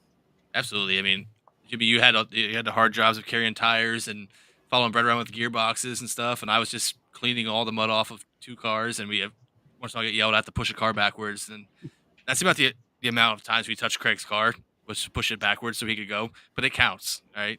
We're the best car pushers ever. Yeah, absolutely. One shot, one victory lane. And the thing is that there's 4 Paragos racing, so 3 in the Sportsman, Craig, Dennis and Brett, and then you had Carmen in the USAC 360, and they're all helping each other out, and including us. So it was just kind of like one big team kind of collaborated together. Right. And Carmen got second, Craig got a win, and looked dominant at doing it. So it was cool. We appreciate him getting us in victory lane and letting us take a picture, and we actually got on flow. We're right as they cut out and fade away. Perfect. Of the broadcast. Where we belong. You see us for about 2 seconds, and then they cut out. And Jeremy had every opportunity to be in that picture, and he decided to take it instead because he's the one that a took real goat. Picture. Yeah, I wanted to take the picture, make sure these guys got a good one. No, I'm just kidding. But I still want to see the one that you took of us when we were walking at you and you flashed us. I didn't know you had a flash until I'm like, what the hell? Listen, I was at 3 races. I'm almost through the heat races of Williams Grove Friday. It's going to be a week. Like we're walking up and Craig was saying, bam, flash grenade. It's like, what the hell? It's going to be a week till I get to those. But I listen, and I actually got a victory lane picture with Troy last year at BAPS. So you're not first, okay? You're going to get seconds. And a shoe. And actually, I'm not going to be at Lincoln this weekend. So sorry, buddy. Maybe nowhere this weekend. May not be any racing for me this weekend. But anyway, let's move on. So good weekend. Capped off here with BAPS. Final race to recap here. Anthony Macri. I'm not going to play the highlights so we don't get kicked off again. But watching it, basically, Tyler Ross and Troy Wogman starting front row. And, Troy and Tyler kind of battled, and Tyler kind of took control. And then Anthony came through. I don't know where he started. He started further back in the top 10, though. And they worked through lap traffic. He had to make a move pretty late at the end and got the win. Tyler Ross looked really, really good, though. What'd you see as you were there? Who, me? Mm-hmm. It was another great BAPS race, as usual. Really, really heavy early. Was pretty fast, and it started to dry out a little. They put a little water down, ran it in. Macri started 6th because there's some drama with the redraw. So that was last redraw spot that drew. Again, it's not really drama, I guess, unless you're the person who didn't make it to the announced time and place that you were supposed to be if you made the redraw, but I'll digress. Really good feature. I thought Troy was sort of setting Tyler up, to be honest with you. And I know Troy would have, if he was faster, he would have probably went and just said, "Hey, I'm taking this race and going." But I felt all along I had confidence in Troy. He was going to go take this win. And then as laps went on, it felt like they got even. Tyler got a little better, and here comes Anthony. Boom. And then Anthony was ripping at the end and made a hell of a move to take the lead. It wasn't easy. It didn't just happen and he was gone. He had to work for it. And he made a hell of a move into 1, completed it off 2, and that was kind of it. But just another good 410 BAPS race. They rarely disappoint. The track, they know what to do with their. What I love about BAPS is they know what they do. They know their track. They know their surface. They know what works. They know what doesn't. They know what it needs, and it doesn't take forever. I know they got a little bit of shit the last 410 race. It was still worth it. I know that it didn't work out for the other divisions, but it put on a hell of a show for a big win, a big purse. So the last race, this past one, just as good. Great racing, great sunset, beautiful day. good racing. Track had character. I couldn't ask for much more. Tyler Ross, very impressive run. Yeah. Very impressive. In traffic, in lap traffic, and really he had a great car because Anthony didn't have that easy. Troy with another good run. Danny with a P4. It was a quiet P4, I feel like, but it was a battle. I think that the track changed a lot over the course of that race. Freddie was good. Didn't even see where he got by Freddie. It doesn't surprise me. Freddie would. There was a couple cars struggling in 3 and 4 a little bit. They'd hit the bottom, slide across. It was a challenging racetrack. Devin Borden, he did have to pass some cars, typical Devin fashion. Jacob was fast. Kyle Moody had some speed. Lucas and Dylan Norris, like that's the top 10 I expect to see there. I mean, in whatever order you want to put them in, that's the cars. Minus like Kyle Reinhardt, he was actually moving up forward. Had something happen. Billy pulled in. Billy had some speed. Um, just a great race. Just another great Baps 410 race. As George Wood always says, never seen a bad race at Susky. And I mean, they do. They always put on bangers. Yeah. Always good close racing, especially when they get into lap traffic. It makes it real fun, and that's what made this race fun. And actually kind of opened up the door for Anthony. Sometimes you're better off being that second car and letting the leader try to, let him make that mistake through lap traffic. It wasn't even really a mistake. Anthony just kind of made a good move. So Tyler also ran second at Delmar on Saturday too, what URC. So good weekend for him. Back-to-back second place finishes. I'm sure he would want to win, but he can't be that disappointed. Yeah. We ran the BAPS Special Race thing just to tie back to what Jeremy said earlier. My race counter has BAPS at the top of the chart still. 3 races for me at BAPS to 1 Williams Grove. Take that for what it's worth, Jay-Z. So does that mean it's better? I don't know. Numbers will Go tell. to more. I don't know. We'll have to wait and see. Still early. So something that, and again, I'm a fan of race cars. I'm a fan of sprint cars. Something that was super cool to me, and it probably didn't look that great on the broadcast, or maybe it didn't look that great in the stands. But as that race went on at the end, and they were at the bottom of 3 and 4, right? They all had their wings back, and they come off 4, and it's flat off the bottom, and they kind of come up out of the hole a little bit there, and they're all like light on the front end, kind of steering the cars left because they're tight because they got all the wing in them. I don't know why, but I think that's the coolest damn thing in a sprint car. I know it probably isn't that exciting from outside, but there were still passes being made at the end. But it's cool as hell watching those guys have to fight those cars left with the wings trunked and trying to dig up off the bottom, have grip. They're not really spinning the tires. They have enough grip that they're lifting the front ends up off the ground, just not pull wheelies, but like the front ends get light and they want to pull to the right a little bit and they have to counter them to the left. I don't know why, but I think that's just cool as hell. And they're just digging. I mean, they're figuring out a way to get it digging. So, I enjoy that a lot. I can't wait to look at the pictures and see if they look as cool that through my lens that I saw that in my mind that they look cool. They probably don't look as cool as a still picture, but I don't know. I think that neat as hell that they control those cars and still have speed when they're losing. I think it's maybe I'm a weirdo, but that shit's always cool to me. Jacob Allen with and also a solid top 10. It's good to see him out here. I thought we were going to see what Knoxville ran it out, so kind of tying everything together here. High Limit didn't race; they were off, except for Tuesday, which we're going to briefly talk about here in a second. And then Outlaws get rained out at Knoxville. Thought maybe you would see maybe a couple local teams maybe come on, but they chose to stay out there, which makes sense because they got to stay out in Kansas for midweek race. And then, so I get it, not to make the travel all the way home. But, with $15,000 on the line at Port Royal and a 3-race weekend that looked good weather-wise for the first. Saturday wasn't great. It was still pretty moist out, but, it wasn't. It was moist. It was moist. It wasn't cold, though. I didn't get cold, Ryan Smith, when you hear this. I wasn't cold. What? What was that? Microphone, buddy. Wasn't cold. Ryan Smith said it was going to be cold. I never got cold. No.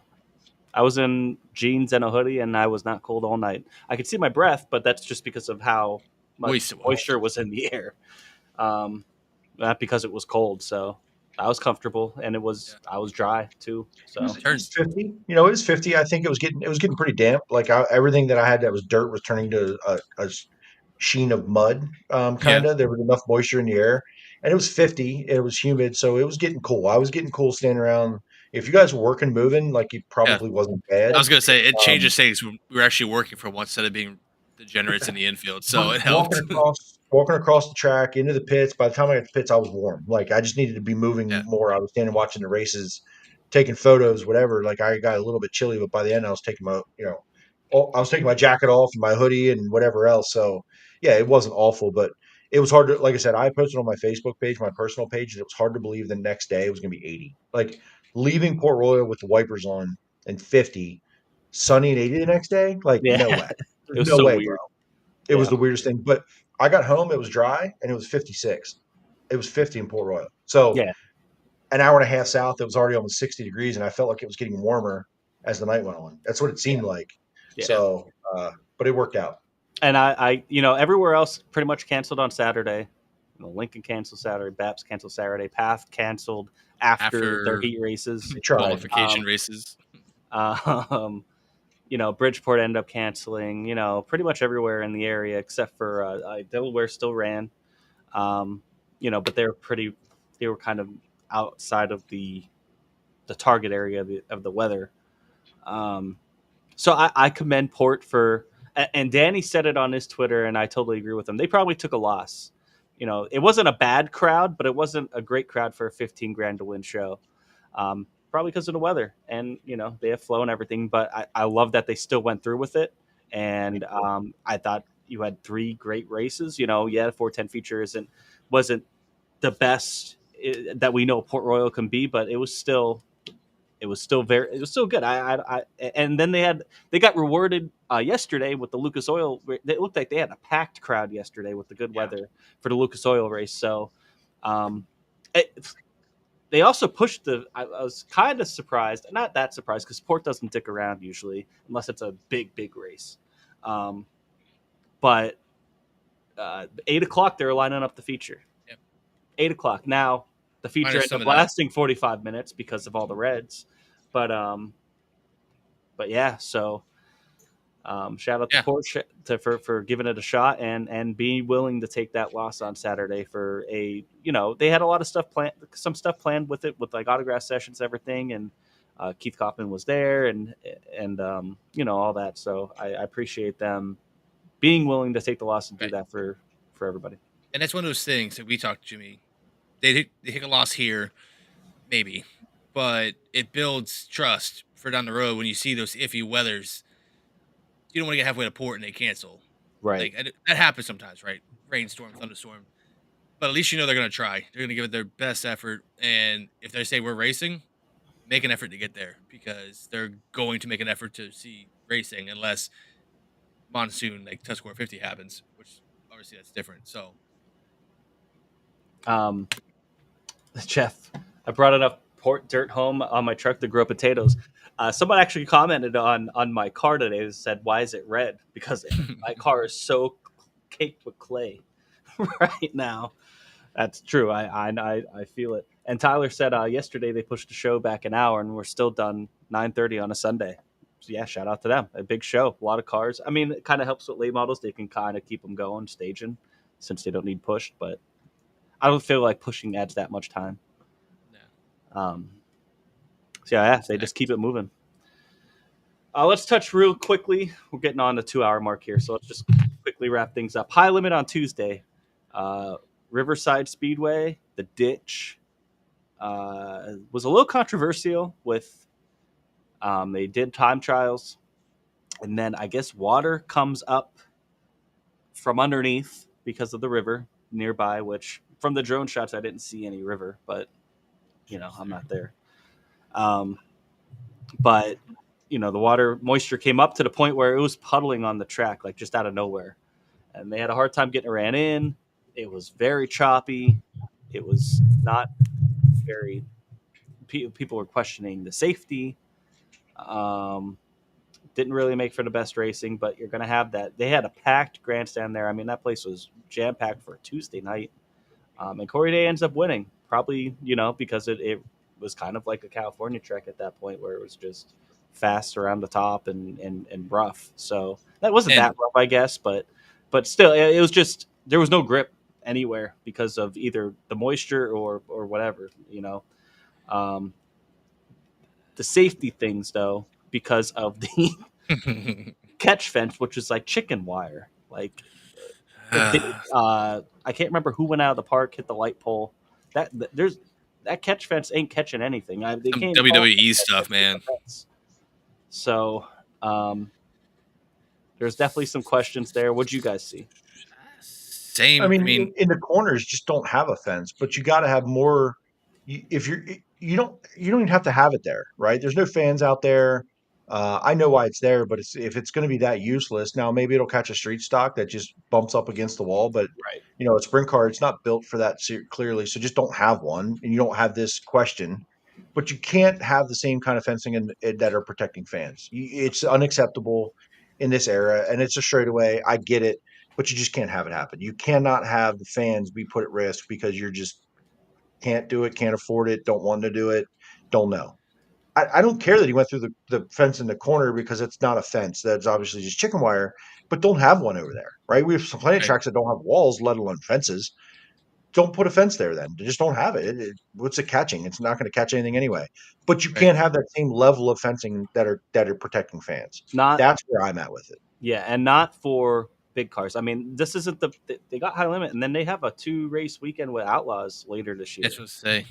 So they gotta figure that out. They got to figure it out because I mean, you look at that the fencing on the front stretch, even as they were under a red flag or whatever, you start seeing that then, and you start second guessing it. It's like this literally looks like chicken wire. Like it doesn't. It's not going to protect anything. We could walk up and push it over. They'd have been better off not having to fix the damn corner. Just leave it go. There's not going to do anything anyway. Same thing happens the second time. The same result. Car ain't going to stop the car. Yeah. Yeah. Definitely some things to look at if you're going to have a national series there, let alone both of the big national sprint car series. I don't know, but racing feature turned out okay. Yeah, it was all right. It's all right. Corey Day just keeps proving that he's very talented. It's beyond just him being a California driver and a California style track. He's just very talented. Yes. Somebody in the comments already, and I saw it too. He won an asphalt late model. His first race. One ever. Right. Helps he was in a junior motorsports car, but sure, still, just to jump in the car and go win. But it's nuts. He's on fire, and I think it's gonna be cool to see how he progresses through the summer as he gets more and more seat time, more and more of the grind. Though that part comes into this a little bit that we talked about before. Outlaw Tour, High Limit Tour, whatever. You're on the tour, so you're gonna start have a couple bad nights. How's that play? I think he's gonna be fine. He has a good supporting cast with that team and everything, but he's definitely turning some heads right now. So here's just came to me, and for you, and I don't have any inside knowledge, so I don't really know. There's probably people in this chat way more educated on this than I am. But there were years where outlaws wouldn't go to certain tracks, and these sanctioning bodies wouldn't go to certain tracks until the facility was up to a standard, right? And said, "Hey, you get your facility at X and do X, we'll come there." How are the outlaws going to a place like that? And did they change their standards? Did something change? Now, High Limit can do what they want. They're their own decision makers. But I know I've heard that over the years. Babs Motor Speedway. Hey, do X and you get a show. Or these other places didn't have one. Do X and you get a show. This place gets a show because I'm just wondering if maybe they didn't know. Look at how packed. No, they know. No, there's no way. They know they're gonna. Now they look know. How packed the grandstands are. The same thing with in Pennsylvania, you're gonna get a good crowd no matter where you go. You can go to fucking. Was that a big grandstand though? Because it's packed. Was it a big grandstand? But probably still, the same as Babs, I would say. Yeah, maybe a little less. I mean, you still had. Mitch was saying we're only last July, so and you're probably charging $40 a head, just for general admission, and people are coming out for it. So, I think it's good to give other tracks an opportunity. Look, they're going to Selinsgrove, this year too. That's a new one for them that they haven't been since the 80s. And I think you got to mix it up. You got to change the schedule a little bit. But I'm with you though, because it was a big conversation a couple of years ago where it was like you got to have certain safety. You got to check certain boxes in order to get us. Are they lowering that standard a little bit now, or we just what's going on? Again, there's probably people in the know more than we know, right? That could answer that question, but just seems to go against what I've heard. Mm-hmm. Yeah, I agree. I agree. But I think a track like that, though, having a big show can help make those improvements. You just hope Sure. that they, when they make a profit, which they Put it back on should, the if track. they have good, decent weather and you have a series like that, put it back into the track. We kind of talked about that. We kind of, I don't want to say slammed, but we talked about that with Williams Grove plenty of times on the show before, way back. Put the money back in the track, and they've been starting to do that as well. So, yeah. So let's go into this weekend. Preview it real quick.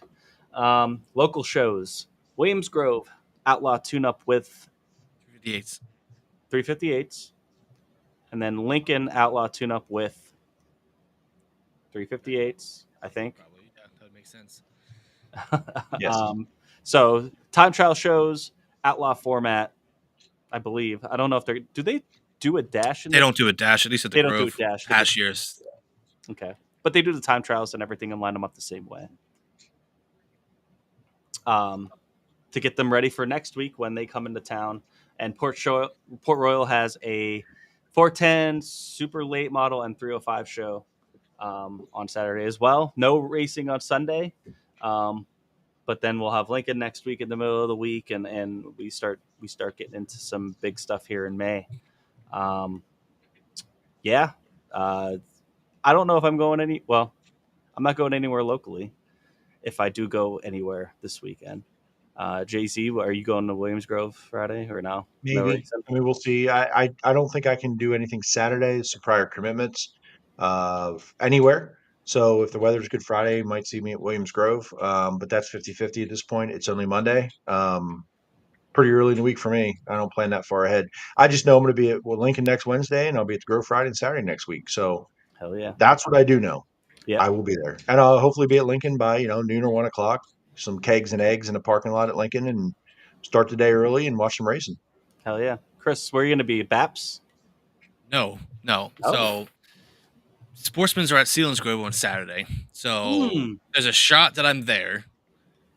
I gotta see if my buddy Eric is racing or not. Otherwise, we'll see. Williams Grove Fridays probably on the card. That's probably my return to my homeland. Make an appearance there. Look at you. And then next week, to be determined. I know next week for sure. BAPS on Saturday, not the Morgan Cup. Go see that Racing for Outreach race makeup feature with the Wingless Sportsman. Plus, they have the regular show, plus Sportsman's. Jeremy's face says it all. I'm driving right past Williams Grove to do it, too. I'm going to wave at you when I do it next May 11th. You're a weirdo, bro. I know. Potentially next week, Lincoln, Williams Grove. Sounds like Lincoln's on the calendar right now. We'll see how that materializes over the week. But if I go to Lincoln, maybe not Friday. We'll see. Pretty free the next 2 weeks, so we'll see. Cool. Action Track opens this Sunday. Myself, I maybe, it depends. The weather doesn't look great. We'll be going west to Eldora for Let's Race 2 for World of Outlaws and USAC. He's a big-time crew member now, guys. Yeah. Tagging along with Paragos.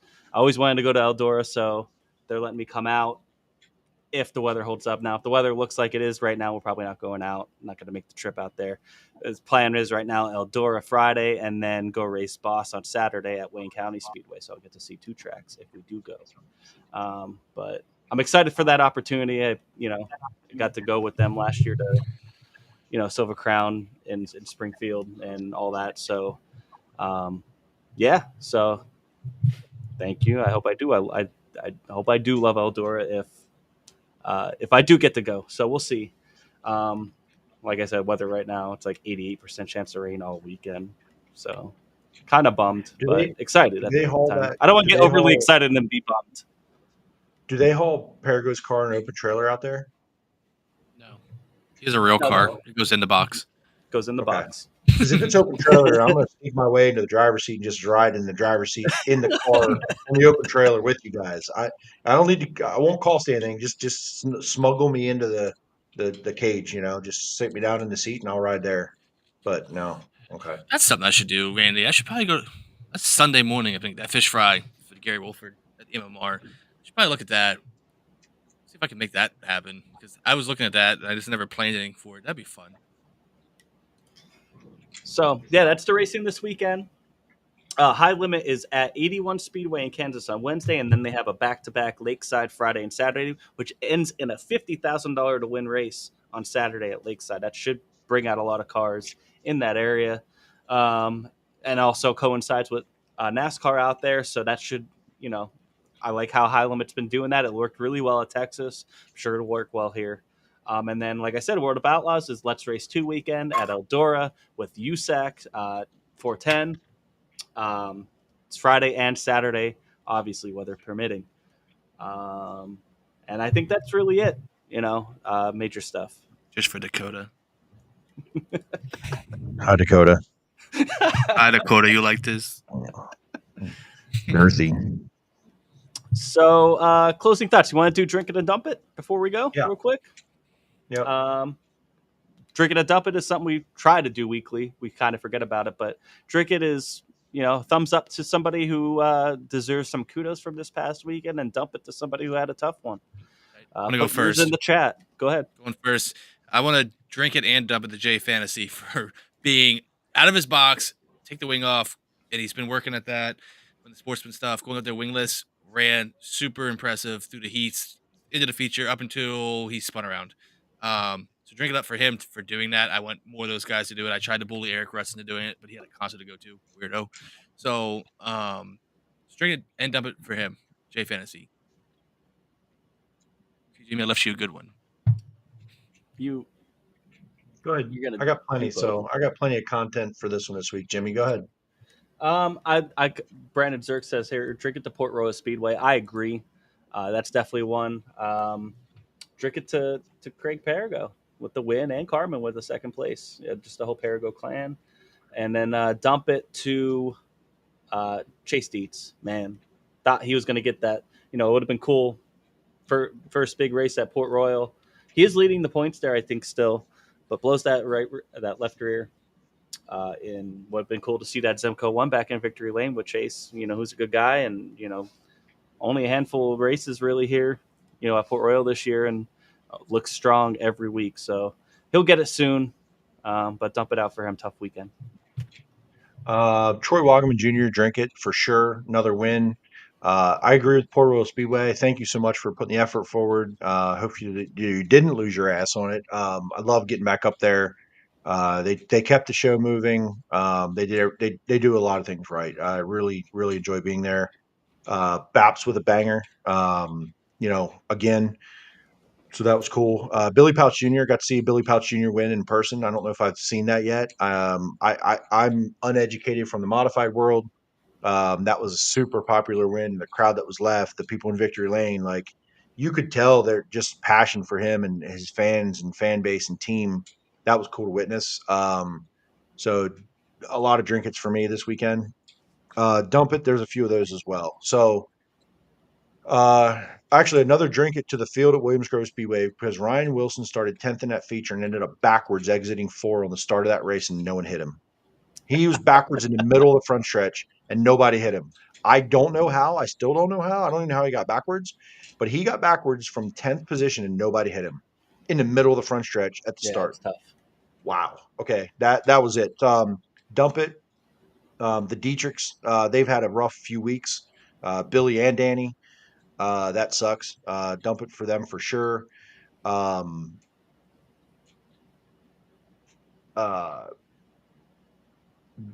mean, really, is that it? That's about it, probably, maybe. That's a tough one for me. Yeah, the 39, the trend continues of junking race cars, no matter who's in it, apparently. I like Williamson, Callum. I think he good. drives really He's hard. honestly looked good in that car. Just some tough luck. Definitely drives hard. But the All-Seas had a bad weekend. Ryan didn't have a great weekend either. Yeah. Ryan Newton didn't have a great weekend. Both the Rabine modifieds didn't have a great night last night at Baps. They both ended up in the pit area, and one of them took a header into the outside wall 4, head first there. So, yeah, that wreck at Port, man, dump it for the people that unfortunately got caught up in it that had nothing to do with it. AJ Flick, heartbroken for him. Just a torn up race car that just shitty timing. Austin Bishop, the car he just won with, is trashed.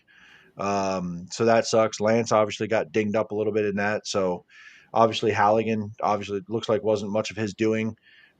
Just a hard hit there. Just a lot of torn up equipment. So a lot of dumpets and really a lot of both. A lot of both this weekend for me. It wasn't easy to pick one. And even with these guys picking different ones, there were more. So Yeah, just in the chat looking here. forward to, it's bad timing to have race cars torn up anytime, but you're going into the big couple weeks here.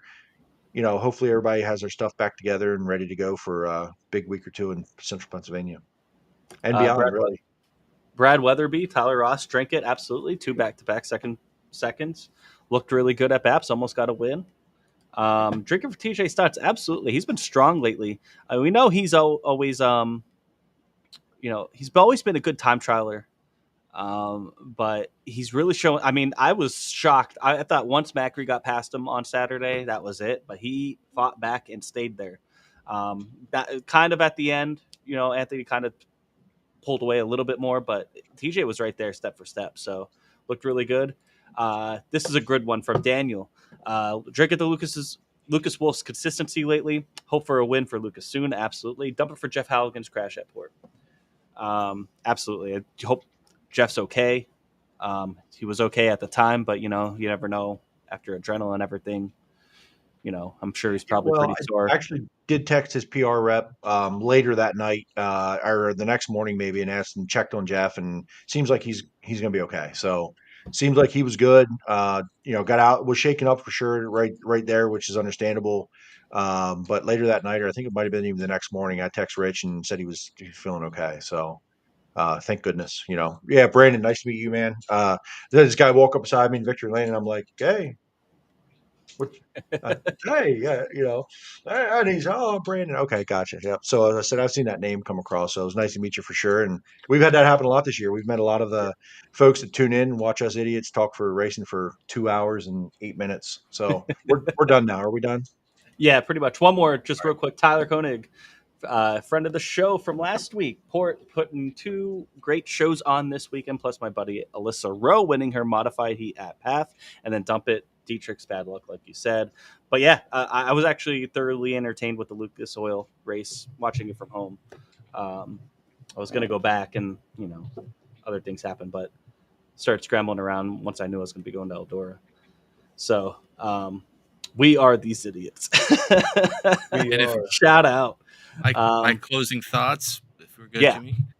Thursday, Eric Walker, Rolling Podcast, 7 p.m. I don't have the flyer. I'm sorry. That's fine. I didn't see it yet. But Eric Walker is going to be fun. I don't know much about him. I know he's been around. Brett Perigo talks about him once in a while. So it's going to be fun getting to know him. He sounds fun. Trent was fun last week, and I'm looking forward to hearing about Eric Walker this week with Tony, Sharp, and I. It's going to be a good time, 7 p.m. 7 p.m. Thursday. Tune in, Rolling Podcast. And we'll see you guys next week, hopefully with some races under our belt here. Have a good one.